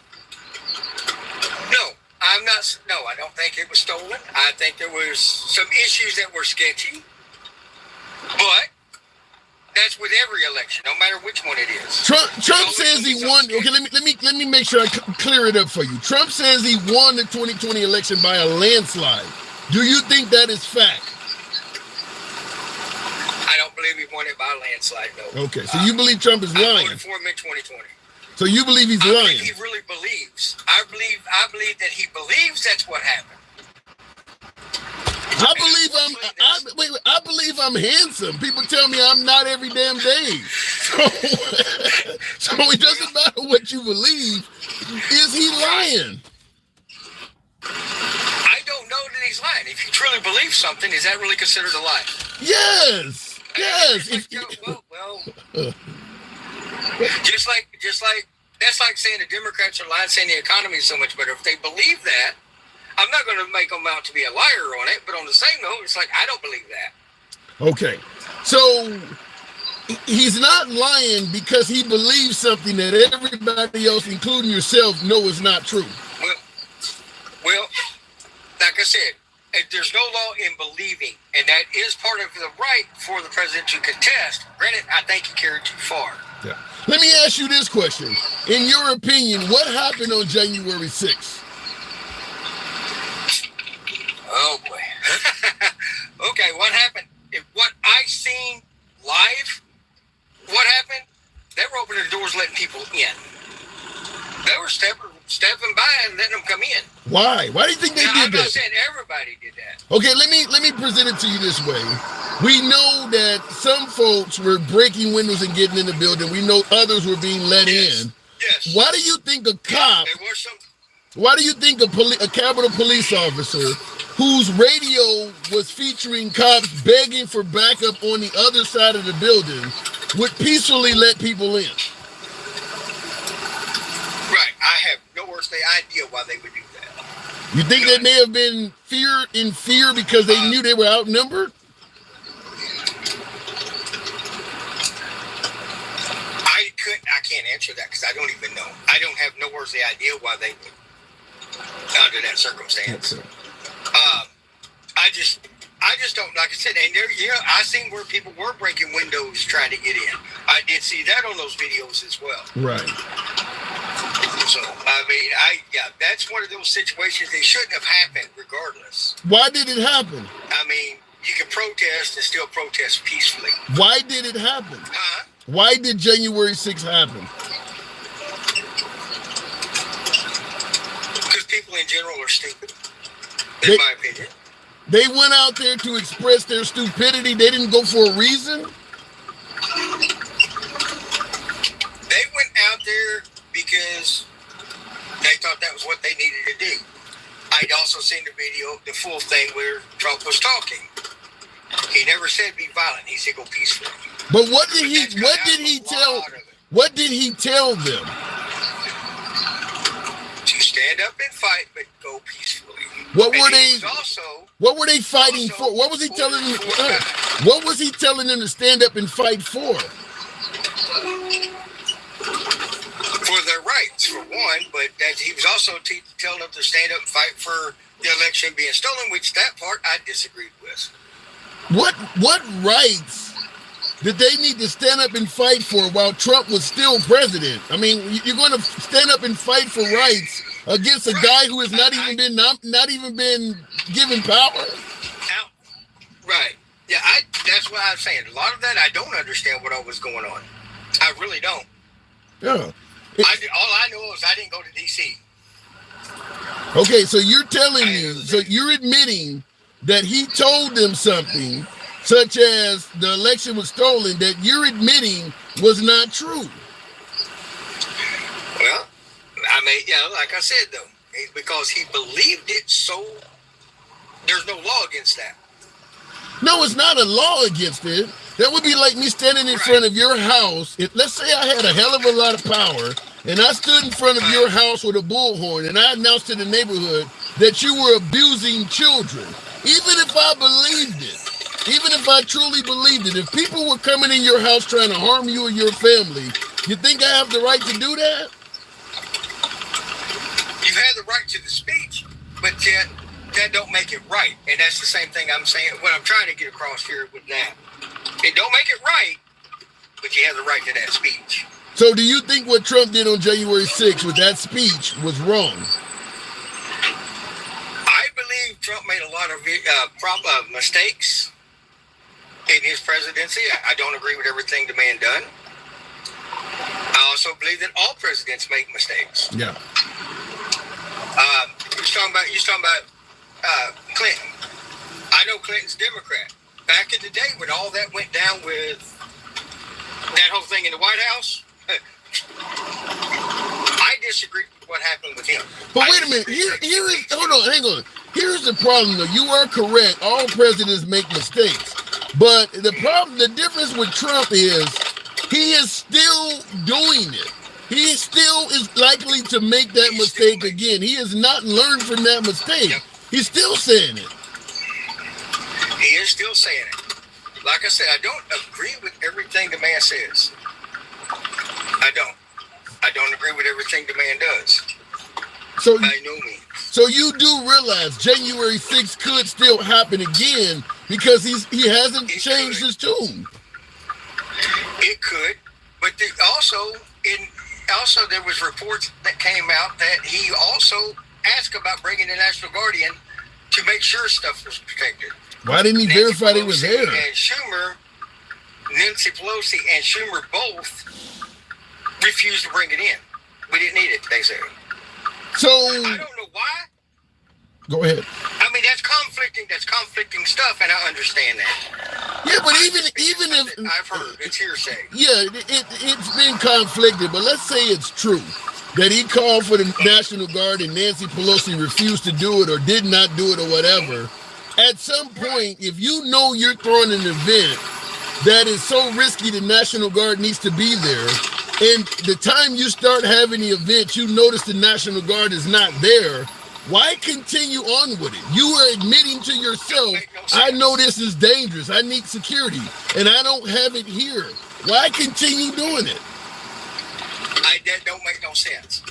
Yeah. I can't answer for the man, but yeah, I'm just saying, it don't make sense to me either. Yeah, and then there's a lot of things that don't make a lot of sense. Yeah, but then not only did he have the event knowing the National Guard was not there, he deliberately sent an unguarded crowd to the Capitol building. They were not even going to the Capitol building. He told them to go there, knowing that there was no security.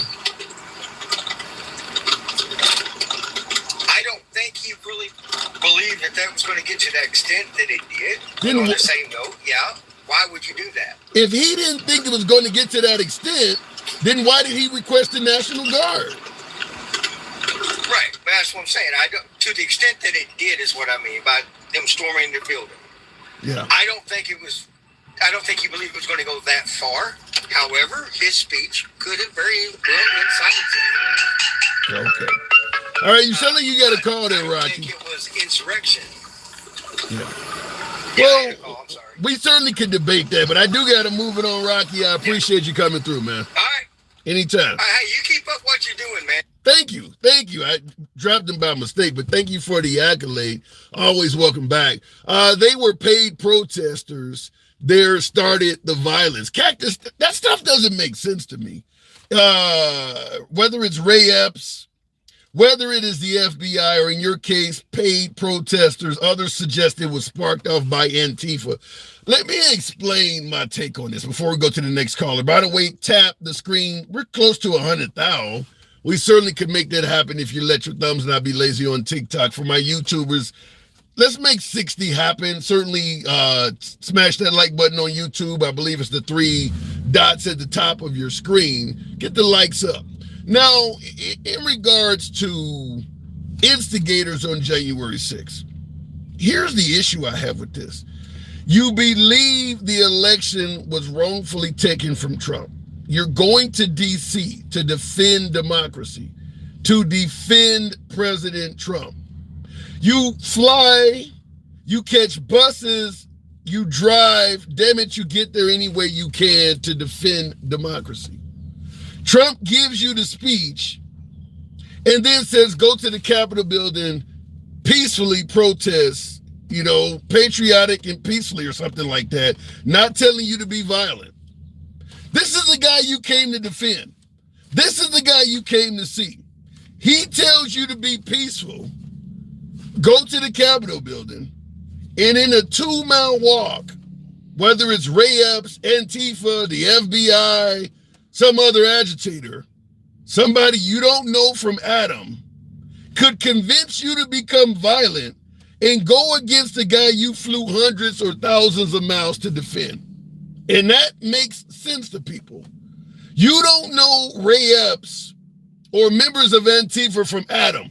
The dude you came to see, the leader you came to defend, told you to go peacefully. And all it took is some stranger you've never met to tell you, well, let's be violent and let's do something against what Trump told you in the span of a 2-mile walk. And that's all it took.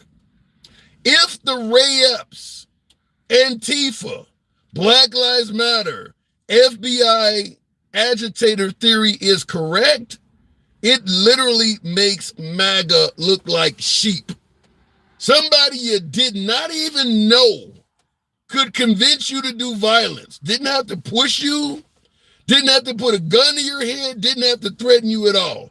Some dude you don't know from Adam just caused you to throw your whole damn life away. And that makes sense to people. The guy you came to defend said go peacefully. Fuck him. I like this Ray Epps dude. I'm going to do what he says. And people are echoing that like it's a badge of honor. That literally makes MAGA look like sheep if that theory is correct. They're not hostages. They're lambs. They are lambs. They should be in prison making sweaters out of wool. You're making them look like sheep. You're not defending Trump. You're sacrificing MAGA. Going back to the box. But they brought pew-pews and gallows. Kathy Cummins, I'm not disagreeing with you, but I'm taking the side of MAGA just to show even that side makes these protesters look pretty damn bad. Even if everything MAGA is saying, it literally makes them look like sheep. You don't know who Ray Epps is. Why are you doing what he's telling you to do? When Trump said go peacefully, how the hell is this dude convincing you to do otherwise? That's not Pelosi's fault. That's your fault. If you're willing to follow Ray Epps and you don't know who the hell he is. All he had to do is say be violent, and like that, you did it? Tell me what's the difference between that and a sheep or a Pied Piper? I can't believe how bad that makes MAGA look to use that explanation. Looking in the comments, why are we still talking about January 6th when it's still under investigation? But should we just remain silent until the investigation is complete? Just remain silent? Trump is talking about all of this stuff. Still talking about he won the election. Should we all be silent and just let Trump speak? Would that make you happier, Lulu? I mean, let me know. Maybe Trump is the only one that deserves to speak. I tend to favor free speech. If Trump is saying he shouldn't be gagged and he should be allowed to speak, damn it, shouldn't the American public be extended the same honor?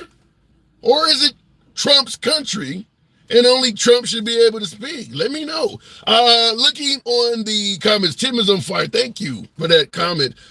Continuing on, Nana has been holding on. Appreciate that. Are these cases hoping Trump out? Nana, good afternoon. You are on mute. There you go. Good afternoon, Nana. Welcome to the program. Hello, how are you? I'm doing good. I'm in the trenches here. I'm hearing that the more Trump is charged, the stronger he becomes. What say you? In my opinion, no, but in the opinion of others, they start to either resonate or feel sympathized for him because they think he's innocent. Now, they know that he's innocent, not think they believe that he's innocent all the way through. Now, let me ask, looking at your picture, now you're an African-American woman? Mm-hmm. Okay, let me ask you, because I'm hearing that being African-American, the fact that Trump is being mistreated by the system, has a mugshot, that should make folks like yourself more sympathetic to him. What say you? I don't give a damn. But I was told that blacks were mistreated by the system. Now that it's happening to Trump, it should resonate with blacks and he should do well with the black vote. Big shit. Okay, if that's all it takes, then there should be, we should vote across the board for Trump. That is, if that's not the dumbest shit I've heard in my life. Yeah. I hear it all the time. It's unreal. I guess I can't get you to entertain a pair of gold shoes, because I was told we like shoes as well, though. Oh, fuck no. He can set the bitches on fire. I could care less. I'm just telling you what I hear. It's kind of funny, but so at the end of the for you to stoop to the level where you think that these items, these objects, and what you're going through, my actions, my experiences, for the negative, on the negative side of being black, that's where we're supposed to relate. Not being human beings, but the shit that people demonize us for. That's how we're supposed to relate to you. If he don't eat a brick, you got me so fucked up. Come on now. So we're not supposed to have any type of emotions. We don't think. So that's what you do. You're going to create shoes. I created shoes for the black people. Get the fuck out of here. Yeah. So at the end of the day, what would concern you most about Trump being president? Folks say he did, because Trump is saying he did more for the black community than anybody else. I'll be damned. Project 47 or Project 2025, which is a Project 47? One of them is an agenda, I think. Agenda. Agenda 47 and Project 2025. For all the things he wants to remove from Americans that don't walk, sit, and breathe like him, come on now. So you see if you're Trump different from him, you don't matter. But I don't believe when you're rich, the people that don't see or work on your level or your bank account don't match his, you're irrelevant to that person. Now, is it that you're pointing out the fallacies of Trump, or are you just an angry woman? In the comments, Dan says, nah, very angry bird, suggesting that you are an angry woman.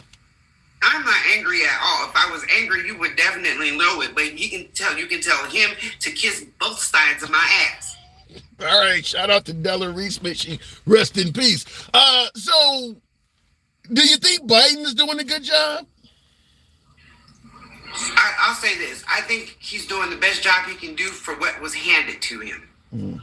Because that bridge, just like the bridge that collapsed or that was hit, it's going to take a while to rebuild all of that. Just like he was worried about the people more than building the bridge. When he was getting interviewed by the news stations, he said, we can worry about all of that later. I'm worried about the people that are stuck down there in the water. Do you feel, but when it comes to Biden, do you feel confident that he can be effective for 4 more years considering his age? Yes.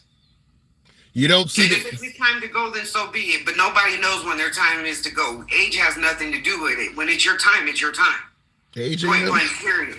Well, you normally look at a guy in his early 80s and say age ain't nothing but a number. I mean, I love Aaliyah too, but this guy is 82 years old. He may look decrepit. He might look like the Crypt Creeper. We can all agree with that. But that doesn't mean that he's not qualified to do his job. Yeah. Just because a Trump looks healthier, that don't mean he is healthier. Yeah. Any concerns with the surface? Any concerns with the possibility that it could end up being in Kamala's hands? No.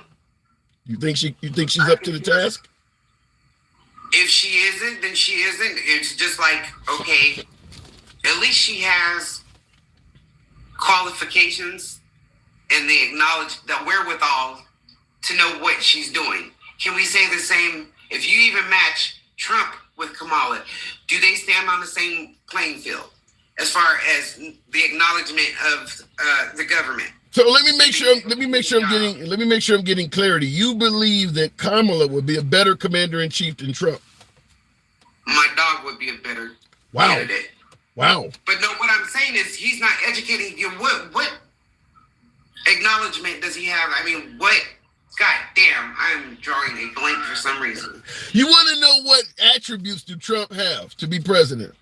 Yes. What makes him qualified to be president of the United States? If it wasn't for the money that he has, if he had to fill out a resume to get into the presidential seat or just to even run, would there be anything on his resume that make him qualified for that position?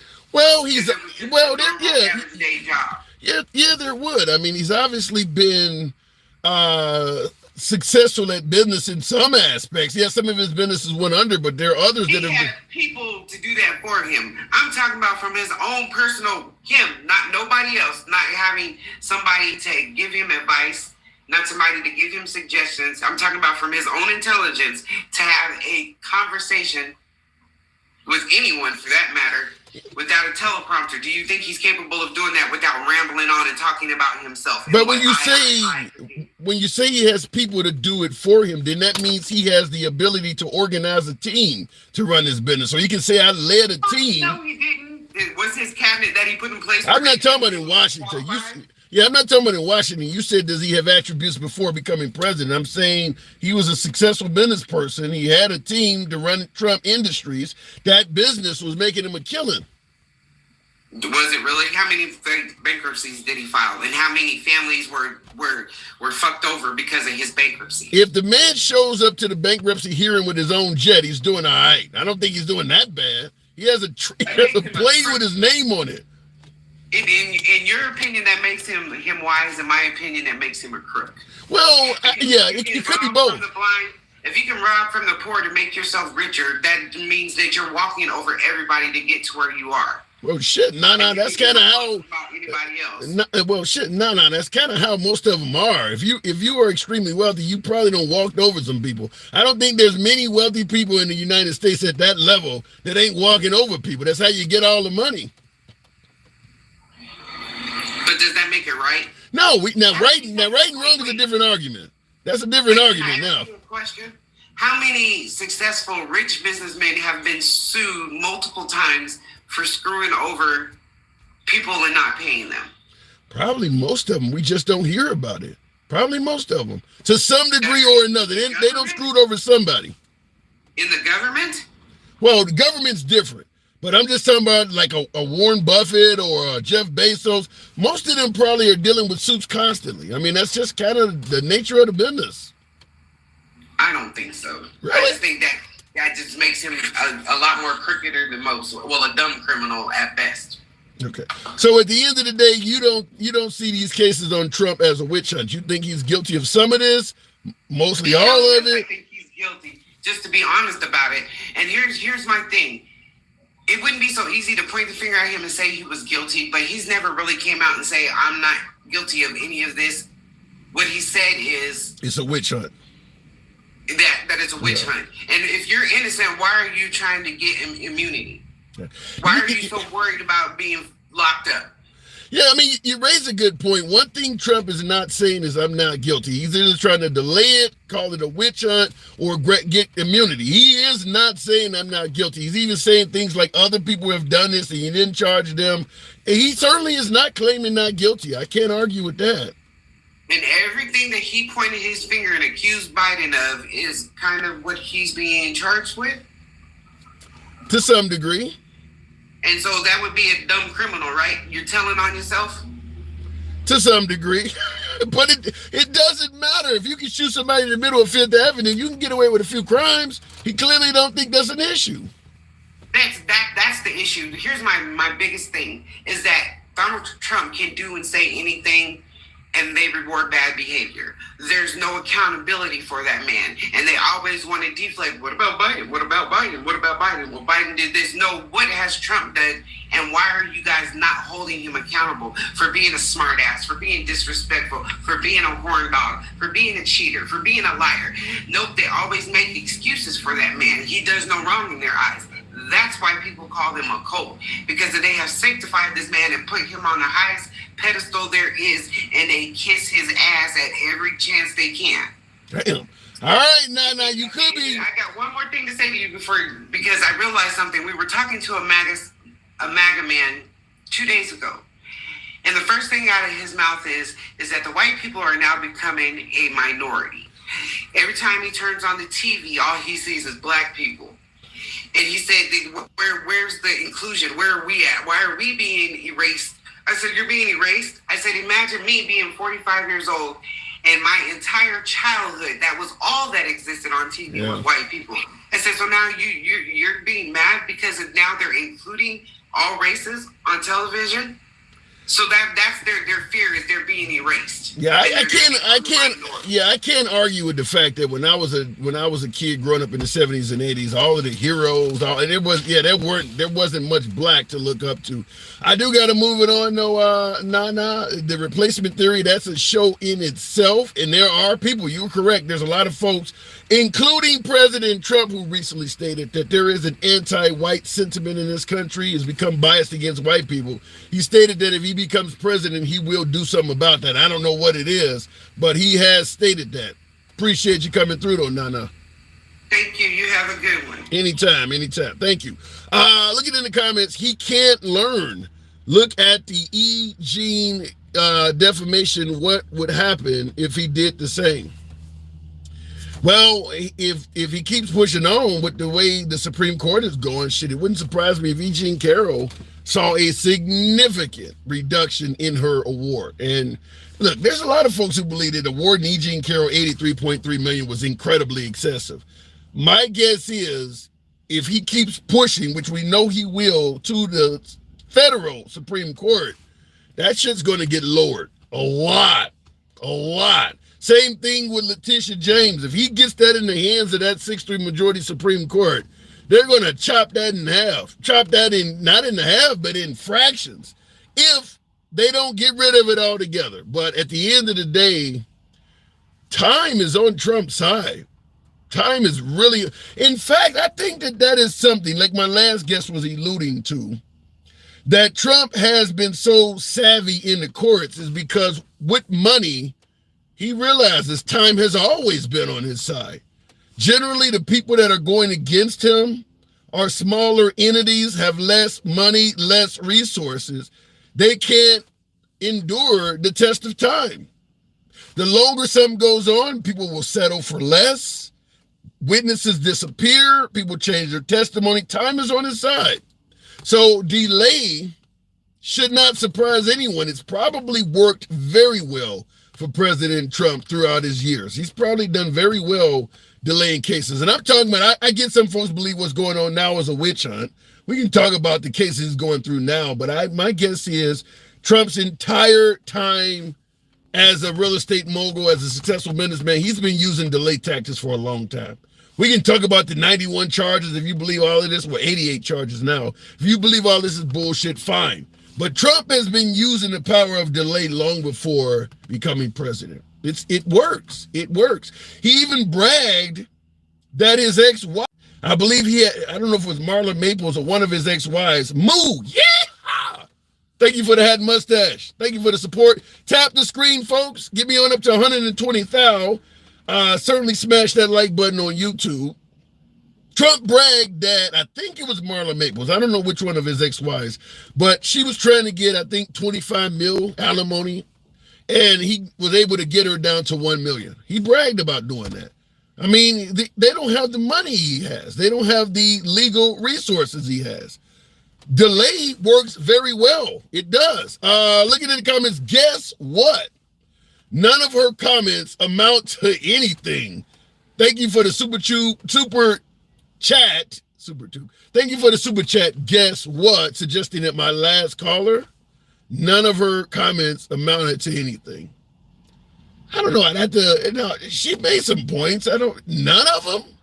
You think everything she said? Wow. Going back to the box. So many ill-informed people, I saw that in the comments. Moo, the tuxedo cat. Good afternoon, Moo. You've heard what's been going on. I'll give you the floor for a minute. Oh, I mean, you know, man, so nobody's changing their vote because of these cases, you know what I mean? Everybody knows what this is all about. They knew what this was all about before this point in time.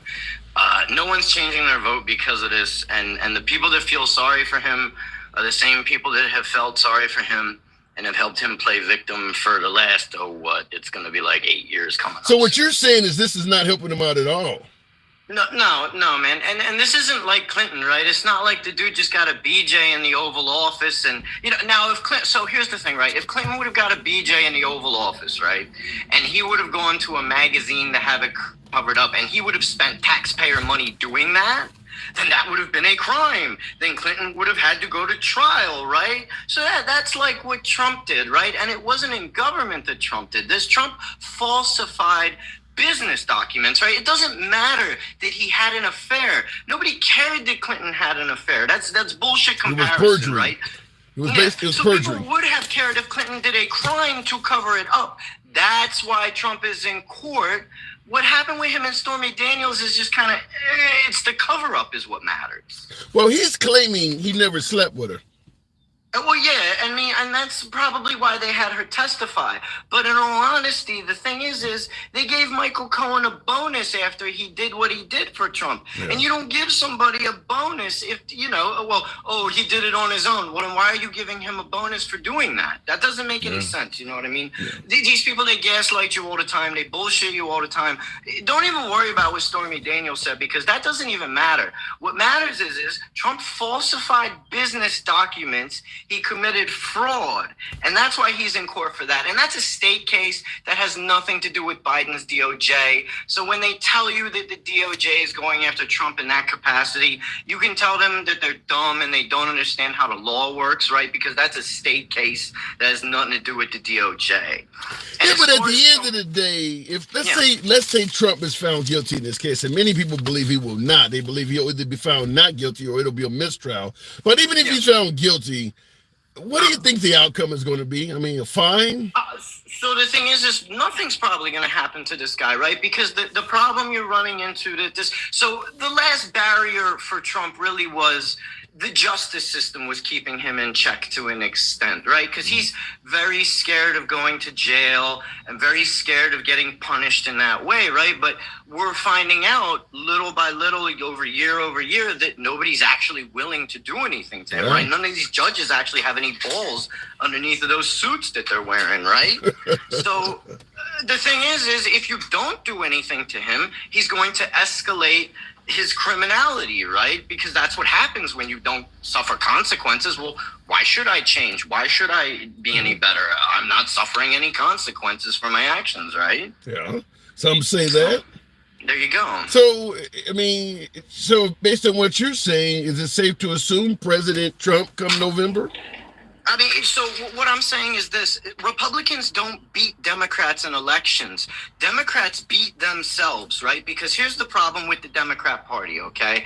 The Democrats are so indebted to corporate money, and Republicans don't get happy at all about this because you guys take more corporate money than the Democrats. For instance, Joe Biden took $11 million over the course of his career, and I'm including when he was in the Senate, from AIPAC, right? So a total of $11 million over however fucking long he's been in government at this point, right? And you're telling me that has no influence over his actions when it comes to Israel?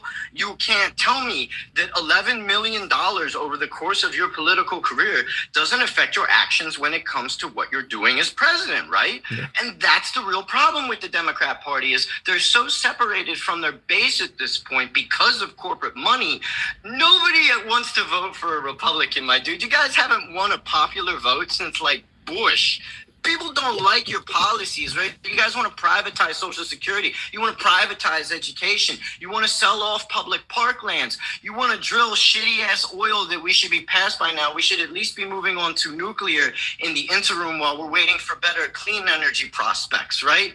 But these people don't understand that their policies suck. You know, you want to take women's rights away. You don't want people to get abortions. But wait a minute, they're going to say, but wait a minute, they're not taking away women's rights according to them. They're just giving the power back to the states. Nobody's losing rights. A woman can still get an abortion. So you want to skirt responsibility, right? You don't want to take responsibility for doing it. You just want to make up some sort of lame-ass excuse and divide it up between the states instead of having it federally codified, right? That women can get an abortion up to a certain extent of time. I'll tell you right now, I want no government intervention in abortion. Republicans claim to dislike government and want small government, but progressives actually practice it. I'll tell you right now, I don't want any government interference in any medical procedure whatsoever, because that's between an individual and their doctor. Hold on, hang on, move. Now, you just said as a progressives don't want government interference. With all you folks yelling tax the rich, is that not big government? Sure. Yeah, you do need government in some aspects, right? But that doesn't violate anyone's freedom. That just makes sure that people are paying their fair share, right? Because in total, when it comes to income, people like me are paying the most in taxes, not rich people. So yeah, you do need government in some capacity. And if you don't want to regulate the billionaires, well, I mean, you see what happens already, right? They're buying your politicians so that they're not getting any type of regulation. And what has that done for you over the past 50 years, right? Have you been trickled on? Has R. Kelly visited you? Have you had the trickle-down effect? No one's had the trickle-down. So obviously that shit don't work, right? So yeah, you have to do a transfer of wealth back down from the top to the middle class, because over 50 years, various programs have been put in place to transfer the wealth from the middle class to the top. Now, it was claimed that it would come back to us. Now, why it ever needed to go to the top to come back to us, I don't know. Because at a certain point, the middle class did hold the majority of the wealth in this country. So basically what you told people is you need to take your wealth and give it to these rich people, and then a little bit will trickle on back to you. Even though you had most of it, you need to give it to them, and then you'll get some of it back. The whole fucking way capitalism works makes no goddamn sense. So what are you suggesting? You want us to be socialists, communists, fascists, Marxists? I want you to be a hybrid in a hybrid capacity, right? To where middle class people still have a chance at the American dream, but you don't have billionaires anymore because no one, no matter how good your idea is, you don't deserve that much money. You're not that talented. You're not that special. You don't deserve that much money, right? And until more Americans believe that no individual really deserves that much money, you're going to end up with an oligarchy, right? So wait a minute. What are you suggesting, that if you got somebody like Jeff Bezos with Amazon or Elon Musk with Tesla, there should be a limit on how much they can earn? Well, now keep in mind now that they shouldn't exist to begin with because they weren't practicing antitrust practices and keeping these businesses broken up, and they've allowed them to turn into monopolies. Technically, if you look at the laws on the books already, none of these big conglomerates should actually even exist, but the government allows them to. And why do they allow them to? Well, they're getting openly bribed, right? Because of corporate campaign contributions, right? These businesses should not exist, okay? You're making an argument to me that makes no sense because laws already on the books state that these conglomerates should not exist. You're supposed to have antitrust laws. You're supposed to break these kinds of people up, right? Jeff Bezos made his fortune by undercutting his competition. That's unfair business practices. That's supposed to be regulated by the government, right? But are you calling for fairness, or are you just hating the wealthy? Woodcraft Burns in the comments says he's mad because he will never make it big. Are you just hating on the wealthy? I don't need to make it big. You just need to be able to have a decent life for the majority of your population, or you get a fascist movement like Maga, right? That's what's happening now. That's what happened in Germany, right? When you allow the middle class to become very, very poor and not have very much opportunity or choice, you end up with a bunch of fucking fascists who put a reality Nazi into office, right? Wow. That's what happens to your country. That's what happened in Germany, and that's what happened in Rome, right? When the middle class, when the majority of your population gets real poor, you get a bunch of fascists, you get a bunch of dumb people, right? Because your educational system has been shot to shit, because you allowed a bunch of charter schools to pop up, because rich people bribed your politicians into defunding the public education system so that they could make charter schools and charge per student instead of just being funded by the federal government. We've allowed all these things to happen. So yeah, I hate rich people, yeah, because they're the ones that have fucked up every society in history. If you look at any advanced society and all through human history, it's going to be the wealthy class that ruined everything. That's just history. Yeah, I can't speak against it. Zion on YouTube, thank you for the super chat, says Moo versus Candace Owens, indicating that you should be debating Candace Owens. I'd probably destroy her, man. Honestly, she's just like Tim Scott, right? She's one of those people who would rat on you during the Civil War, say, hey, you got some people going over there, right? You better go send somebody to go get you better send the guys in the gray suits to go get those people right there. I think she would be a more challenging individual to debate than Tim. Tim Scott is just a yes man. I think Candace Owens is a little bit. I just love you. I just love you. All right, Moo. All right, appreciate you coming in, man. Thank you for the support, by the way. Thank you. Yeah, man. Hey, and he said that they would rat you out during the Civil War. Hey, look, that did happen. I mean, there are folks, just like when Martin Luther King was protesting, there were a lot of blacks that didn't want to show up. People do rat you out. Wow. Look at in the comments. Tim Scott is a yes man. Yeah, Tim Scott is a yes man. Candace Owens did have some friction with President Trump. Now, she corrected it, and you see where Candace Owens is. She's kind of lost a few jobs here and there. But there is Trump. One thing that is beneficial, one thing on behalf of Trump, I'll say this. He has a really good ability to garner yes people. I mean, Trump has said a lot of crazy, awful things about people on the right, and they're out there supporting that man like he's their brother. I mean, Lindsey Graham, didn't he give his phone number out? He said really bad things about Ted Cruz's wife, said his dad killed Kennedy. And these guys are on the stump campaigning for him. You take the likes of Ron DeSanctimonious, who's campaigning for him. Only person that hasn't come around is Chris Christie and Birdbrain and Nikki Haley. All the rest of them, despite all the awful things he said, even Attorney General Barr came out and endorsed Trump. And when he endorsed President Trump, Trump tweeted out, or got on Truth rather, got on his own social media page, listed out all the insults that he had originally called Attorney General Barr and said, well, now I retract one of the insults. I can't even remember all of the ones he listed out, calling them all these awful names, and said, I will take this one off the list. I don't know how these folks look their families in the face. Now, you may think Trump is the best since sliced bread. I don't disagree that there are reasons to support Trump, but if he's insulting your family and things like that, and you're already incredibly wealthy, like many of the folks I just mentioned, is $2 gas that important that you'll, like Ted Cruz ain't hurting for cash. You're okay with him talking about your wife like that? It does make some of these folks appear to lack principles. If you look at what a lot of the Republicans said the evening of January 6th and compare that what they said on January 7th and since, what changed? You were there. It's not like you're hearing about riots or the National Guard. You were there that day. What changed? What made you go 180 degrees? So some of these folks do look like they are selling out their principles.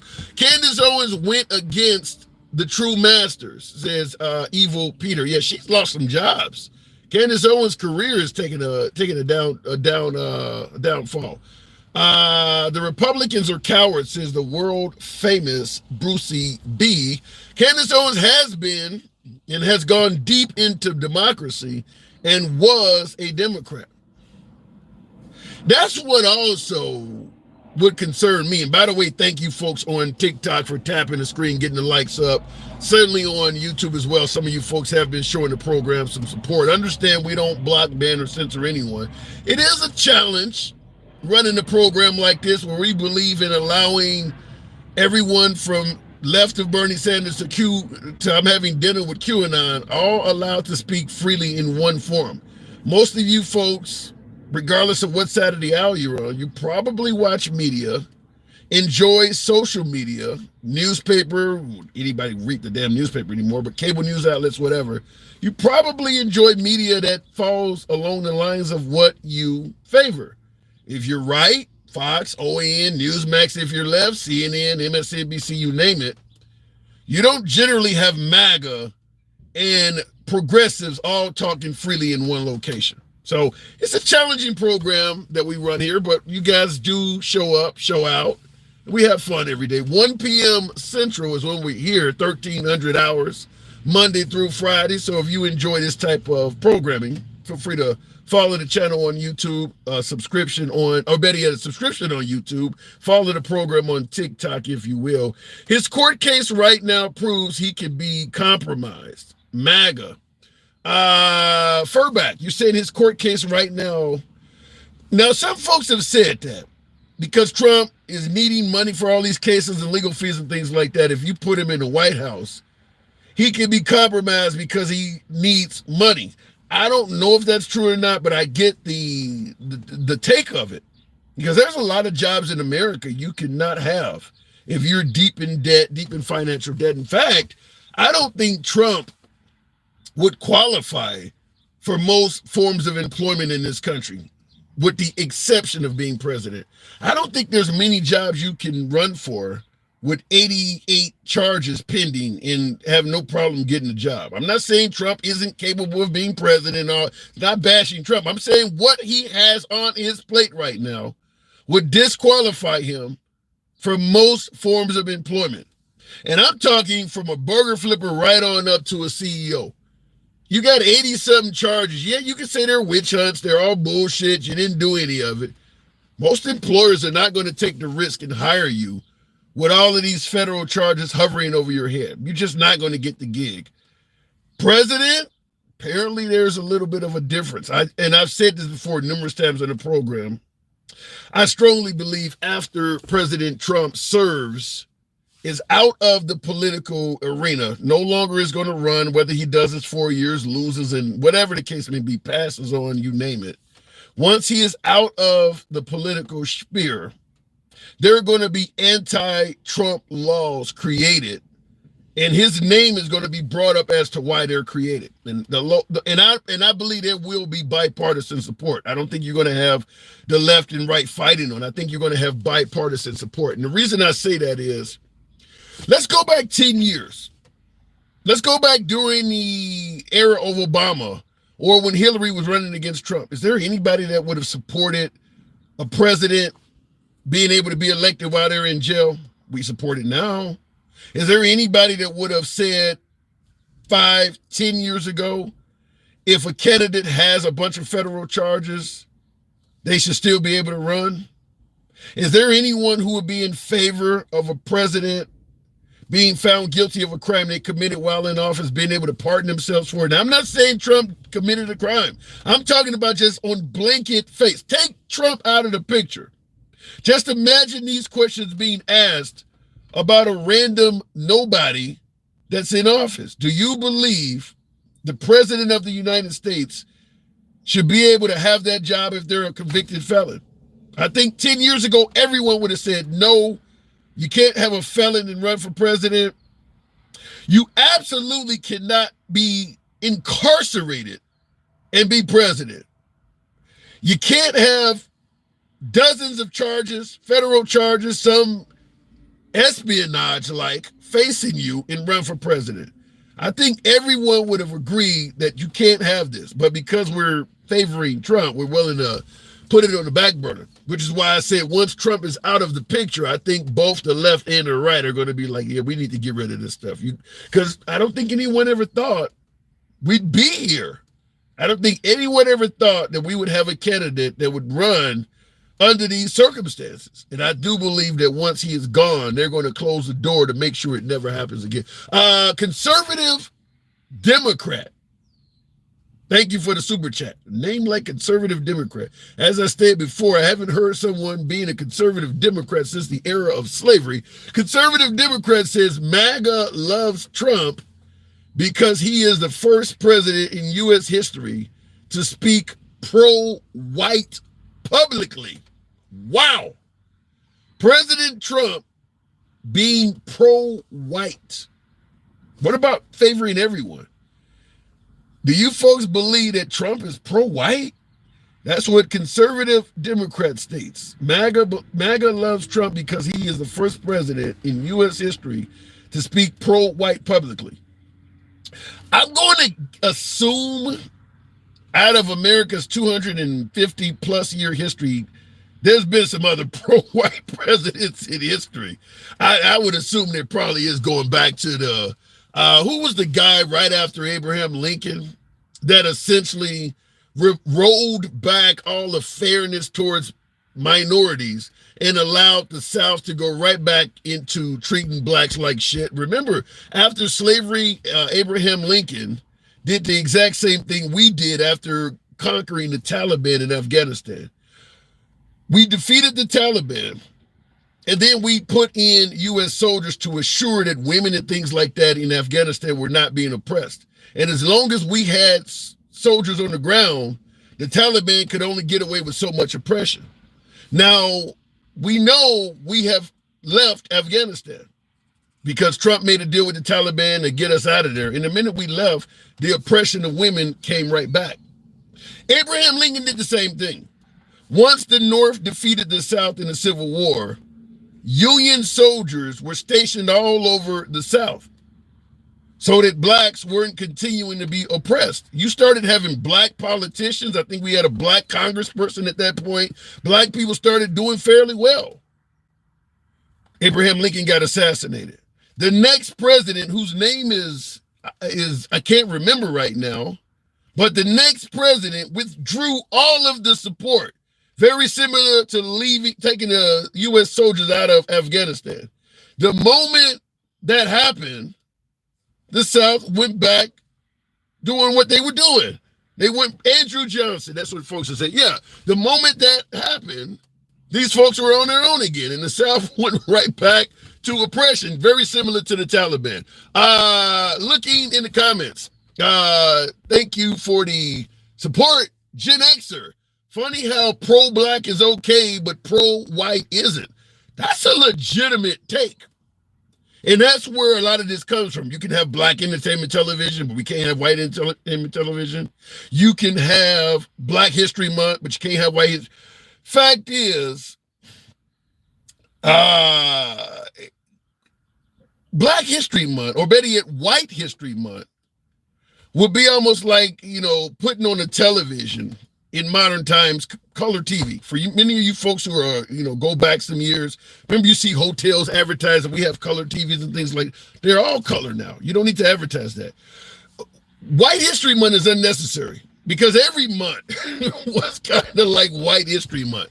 The only reason blacks were given these equalizing factors is because without it, it would have been an even greater disparity. Let's take Black entertainment television, the BET channel. It comes up all the time.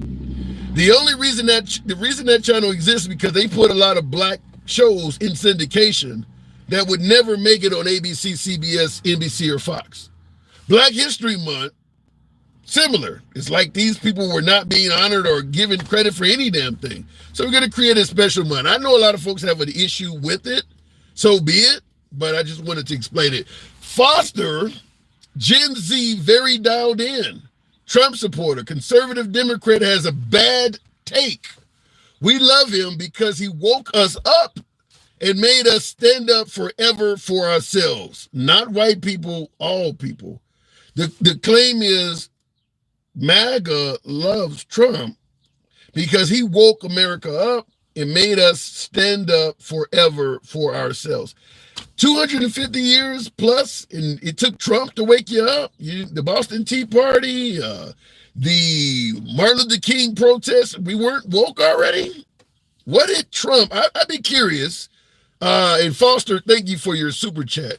Foster says that he woke us up, it made us stand up for ourselves forever. I mean, the Revolutionary War, what did Trump wake us up to? I'm curious, what did we have that we were closed to, we weren't paying attention to, that Trump woke us up? I mean, I think people, certainly, here's something I say all the time, and I'll go back to the box. Thank you for the hat and mustache, pit wax, yeah, thank you. One of the things I state all the time, Trump is not complaining about anything that the minority community hasn't complained about for years. The government is against us. The FBI is out to get us. You can't trust. The African-American community has been complaining about everything Trump is talking about before Trump was born. So how did Trump wake you up? Unless I assume we're admitting that we were deliberately turning a blind eye to what the African Americans were complaining about, and hearing it from Trump suddenly gave it credibility, because he's not witch hunts, bullshit trials, politically based. Everybody from Malcolm X to Martin Luther King were complaining about that. That's not new. So what did Trump do to wake you up, other than presenting the same food in a different packaging? He's not complaining about anything new. Going back to the box, keeping it moving, Beard and politics. Are the cases helping President Trump? Beard, good afternoon. How you doing? I think that they are doing kind of what he's hoping they would do, right? Like you were saying earlier, he is, or I think you were kind of saying earlier, he's real good at manipulating a situation, right? And what he I didn't say manipulating. What I'm saying is he's really good at delay tactics. I think it served him well before becoming a politician. But it's that delay tactic that allows for that manipulation, right? the longer that he can delay, the more he's going to get the core crowd to lock in their feet and be like, yeah, it's all a witch hunt. And then the longer he can delay, there is a very small part of the Republican base that will vote for him that won't if he is charged on some of these things. Do you have a cat that's MAGA in the background? I don't think he agrees with you. Yeah, Rayleigh is Maga 100%. Okay. He needs to get out of here. All right, just want to make sure. So you do believe the delay tactics are working for Trump? I think that they're working in his favor more than a lot of Democrats want to admit, but it's not good. Well, it could lead to him becoming president again. Well, that depends on, if you want him to be president again, right? I'm pretty fearful about a Trump presidency again. Well, folks would suggest we had a good economy under Trump. We weren't dealing with all these global affairs, wars. I mean, inflation was great. What scares you about Trump so much? Well, so I mean, first of all, he inherited the Obama economy, and then I think everybody is aware for the most part that, the economy doesn't change the second you become president. Okay. Once we got to the point where the Trump era policies were really taking place, granted, we were in the middle of COVID, and I'm going to say this too, as somebody to the left of Bernie Sanders, Joe Biden would not have won the presidency had it not been for COVID. So wait a minute, if you're saying if you believe that Trump's mishandling, I'm assuming you're saying Trump mishandled COVID and that cost him the presidency. So if you take away Trump's handling of COVID, you're saying that he did perform well enough to get reelected. I think that, no. So I think that towards about the midway point of the presidency, and then especially COVID kind of exacerbated some stuff. But the COVID situation is really what blew it up, right? I think that there were a lot of weak points in the economy that existed, partially due to Trump, partially due to even Obama era stuff that never really got addressed. And COVID really exacerbated the weakest points of our hyper-capitalist economy that we rely on, to a fault. So how do you, MS, now in the comments, it says MSNBC, I'm assuming what they're saying. MSNBC is propaganda, that's the name. But this person says, everything was better under Trump. A lot of folks believe that. What about President Trump's time in office do you think was worse than what we're dealing with now? Well, when Trump was president, right, for me, I paid a lot more attention to basically how he was handling civil issues, as far as a lot of the social problems that were going on during the Trump presidency. But the biggest thing with Trump that I didn't care for economics-wise was the permanent tax cuts for the rich and the temporary tax cuts for the poor, which, those temporary tax cuts are no longer here. Yeah. I'm not getting those. You're not getting those. Right. But the permanent ones for the big corporations and the rich still exist, and we're seeing the consequences of that playing out in our economy as we continue to transfer wealth from the bottom to the top. Yeah, well, I gotta agree that if you give wealthy an indefinite tax cutting, you give the poor a limit, or the middle class a limited tax cut. Once the limited tax cut expires, you have indeed increased the disparity between the haves and have-nots. I don't disagree with that part, but folks believe that, well, by giving corporations and folks at the top of tax cut, that's where the jobs, that's where that's where we all live off of. That's what comes from. I've never received a job from a poor person is what you often hear. So that he's suggesting that may have innovated or stifled, innovation, creation of jobs, creation of corporations that Trump did. So is it possible that those tax cuts are benefiting us at the bottom? They're not. They're not at all, because if they were going to put that money into jobs, they would be doing it. Most of the money that is going to these people through these tax cuts are going offshore. They're going into bank accounts where they're not being taxed. we are not really seeing the benefits of that. We have 40 years now of proof that trickle-down just doesn't work. Well, they do favor Reagan as being one of the best presidents in history, and he was kind of the author of that. But let me ask you this. And Foster, thank you for the support on the YouTube side of things. Thank you, Foster, for sure.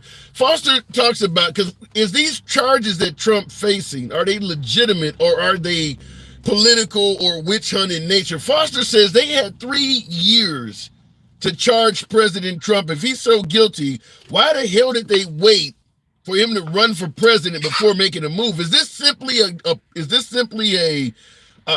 attempt to prevent him from being president, or did he actually commit a crime? He definitely did commit a crime. Like, now, I think a lot of callers in the past now already talked about how most of the crimes are not federal, they're state level crimes, and he should be convicted on those. With the Stormy Daniels thing, for example, right, he did commit fraud there, and that I do think should be addressed. But for what he actually did with the Stormy Daniels thing, cheating on his wife, that's not going to change anybody's vote at the end of the day, so I don't know. Well, he's claiming he never slept with her, though. He's claiming he never slept with her, though, that she's lying and making it all up. He's claiming... Donald Trump claims that he hasn't met people that he does business with. I don't think that really means much of anything coming from him. So you're saying that Trump doesn't have a lot of credibility in your eyes? No, not really, no. He's well known for not paying people after doing work for them. He's well known for distancing himself from people as soon as they no longer serve the purpose that they were serving him. That's Donald Trump. That's a classic Trump move, right? And I remember during his presidency, people would say, well, that's because he's smart. He does these things because he's smart. And I think that's kind of the biggest difference for, the left-right divide on this issue is conservatives seem to want to look past that, whereas Democrats do have more of a moral issue with it. But at the end of the day, morals aren't winning elections. Yeah, fair enough. All right, Beard and Politics. I do appreciate you holding on. I do got to move it on, but thank you as always. Doors always open to you. Absolutely. Yeah, have yourself a good day there. Absolutely, you too. Looking in the comments, I wanted to address a comment. I don't know if it scrolled on, but that came from Slow. One hell of a name to have, but Slow on YouTube says, let's have a discussion about shit we actually care about here in chat while they keep on about this bullshit. Here's the problem with that. And I've got a lot of guests who say the same thing, why can't we talk about things folks actually care about? Fact is, Trump is talking about this stuff. Now, a lot of this stuff, because people, why don't you talk about Biden more? Why the hell do you talk about Trump so damn much? I would submit to you that it is done by design by President Trump. No matter what you're talking about today, Trump will say or do something that is so damn interesting, you're going to be talking about it tomorrow. When it comes to Biden, Burisma, Hunter Biden's laptop, he's committed, alleged crimes with the Ukraine. That shit's years old at this point. Not saying it shouldn't be discussed. If Biden committed a crime, damn it, he should be held accountable. But it is stuff that has been around for quite a while. Just last week, Trump was talking about giving police immunity from prosecution. The country has become anti-white, and he's going to do something about it when he's in office. Biden ain't saying shit like that. Biden doesn't give you new material so damn often. It would be unfair to keep banging Trump if he wasn't saying anything. But it's not like people are hammering Trump on old shit over and over again. He is saying these things.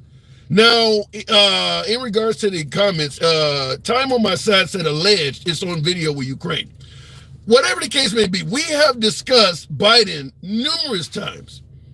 You could have turned on Fox, Newsmax, OAN, what is this, May 2024? You could have turned them on May 2023, maybe even May 2022, and heard all of the same shit about Biden, Burisma, Ukraine, and all that. Trump is doing new things. Trump is saying new stuff. He is a far more interesting character. That is why he gets discussed more often. I mean, he's still talking about January 6th, talking about the 2022 election or 2020 election. So it's not like liberals won't let the shit go as old news. He's holding rallies and he's discussing it. So the only thing I can see here is supporters of Trump would really prefer if his detractors, his haters, liberals would shut the fuck up and let him rule the conversation. We would rather you not talk about Trump. We would rather Trump be able to speak, but you shut the hell up. Because none of these conversations are being discussed in a vacuum. Trump is talking about all of this shit. Everything we're discussing here comes right out the damn headlines. Most of the stuff I'm discussing on my programs with you folks, and I enjoy and appreciate you folks here, regardless of what side of the aisle you're on, most of the things we discuss are usually 24 hours ago. The Stormy Daniels, this shit is happening now. This isn't old. And as we talk about 2020 and January 6th, Trump is always talking about that. Hostages, singing an anthem with them, offering to pardon them. He's talked about it way after January 6th. I don't know why the hell nobody else should talk about it. I don't see MAGAs telling Trump, shut the hell up. It's 3 years ago. This is where you lose me. It seems as if as long as Trump is talking about it, it's okay if he's speaking favorable. But if somebody is criticizing it, then they need to shut the hell up. That's not free speech. That's your speech. I'm okay with you talking as long as you say what I want you to hear. That's not free speech, folks. That's not free speech. Looking in the comments, this is all Trump talks about. He keeps reporting the same shit. I don't want to say he keeps reporting the same shit. He changes what he's talking about as well, but certainly 2020, suggesting he won by a landslide is something he keeps bringing up. He says it all the time. I'm going to win for a third time. In November, when we have our 2024 election, I'm going to win for a third time. He always continues bringing up the 2020 election, suggesting that he won. Even if there is a sliver of evidence to show that the Democrat cheated in 2020, it's all over right-wing media. They are fine discussing the 2020 election. They just don't want to hear the bad parts. If you can show evidence of somebody being arrested for cheating 3 years ago, it'll be all over right-wing media. It's just we don't want to hear the bad parts. We're okay with discussing that election, but we only want to discuss it from a standpoint that measures up to what Trump said, which is that it was stolen. That's not free speech, folks. That's not. Trump's a genius. He knows that even Trump hating equals Trump's ratings. So regardless of what he says and puts out there, it's a win-win for him. Free publicity. Gen X, spot on. 100% accurate. 100% accurate. That Trump knows. This is what they say in show business, and obviously Trump has a lot of experience with show business. Had the #1 show on television, The Apprentice, for a while. What do they say in show business? Any publicity is good publicity. So, yeah, I agree with that. What I disagree with is telling the people don't talk about Trump when Trump is talking all the damn time. That's all I'm saying. We want you to talk about Trump, but only speak favorably of him. What do we say about folks who speak negatively of Trump? They got Trump derangement syndrome. But if somebody supports Trump, puts his face on the hood of their damn car, puts his tattoo on their shoulder, they don't have Trump derangement syndrome. Trump derangement syndrome only applies to people who speak negatively of Trump. I don't want you talking unless you're saying what I want you to say. That's how it is. I don't want to hear you unless you're saying something that I agree with. Nevertheless, folks, I do appreciate the 142,000 likes. Certainly, you guys have been tapping the screen, showing appreciation. Same on YouTube. Certainly appreciate the support on the program. 1 p.m. Central, 1,300 hours, Monday through Friday. You know how the program is ran. Appreciate it. See you tomorrow. It's your boy Tim, the Handsome Liberal. Gotta go. Thank you for my YouTubers. Gen X, thank you for the support as well as others. This guy is great, says Larry X. I wish my ex-wife could have said the same. Thank you, Larry. Thank you. Are you a Trump supporter? I don't think everything about Trump is bad. I think there are a lot of legitimate reasons to vote for Trump, but I don't believe that you should just excuse everything he does that is wrong or crazy. That's where I'm willing to favor Trump on some issues, but I don't believe in the he can do no wrong theory. And I do believe there's a lot of MAGA that have that mindset that he can do no wrong, or if he does wrong, there's a way to interpret it where it's not really wrong. That's where we disagree. Love you, Larry, but now vote Trump. Call in if you want to express your opinions and points. Thank you. Please don't stroke out today, Tim. Sandra, I'm trying, but they're pushing me. It's your boy, Tim, the handsome liberal. I'll see you guys tomorrow.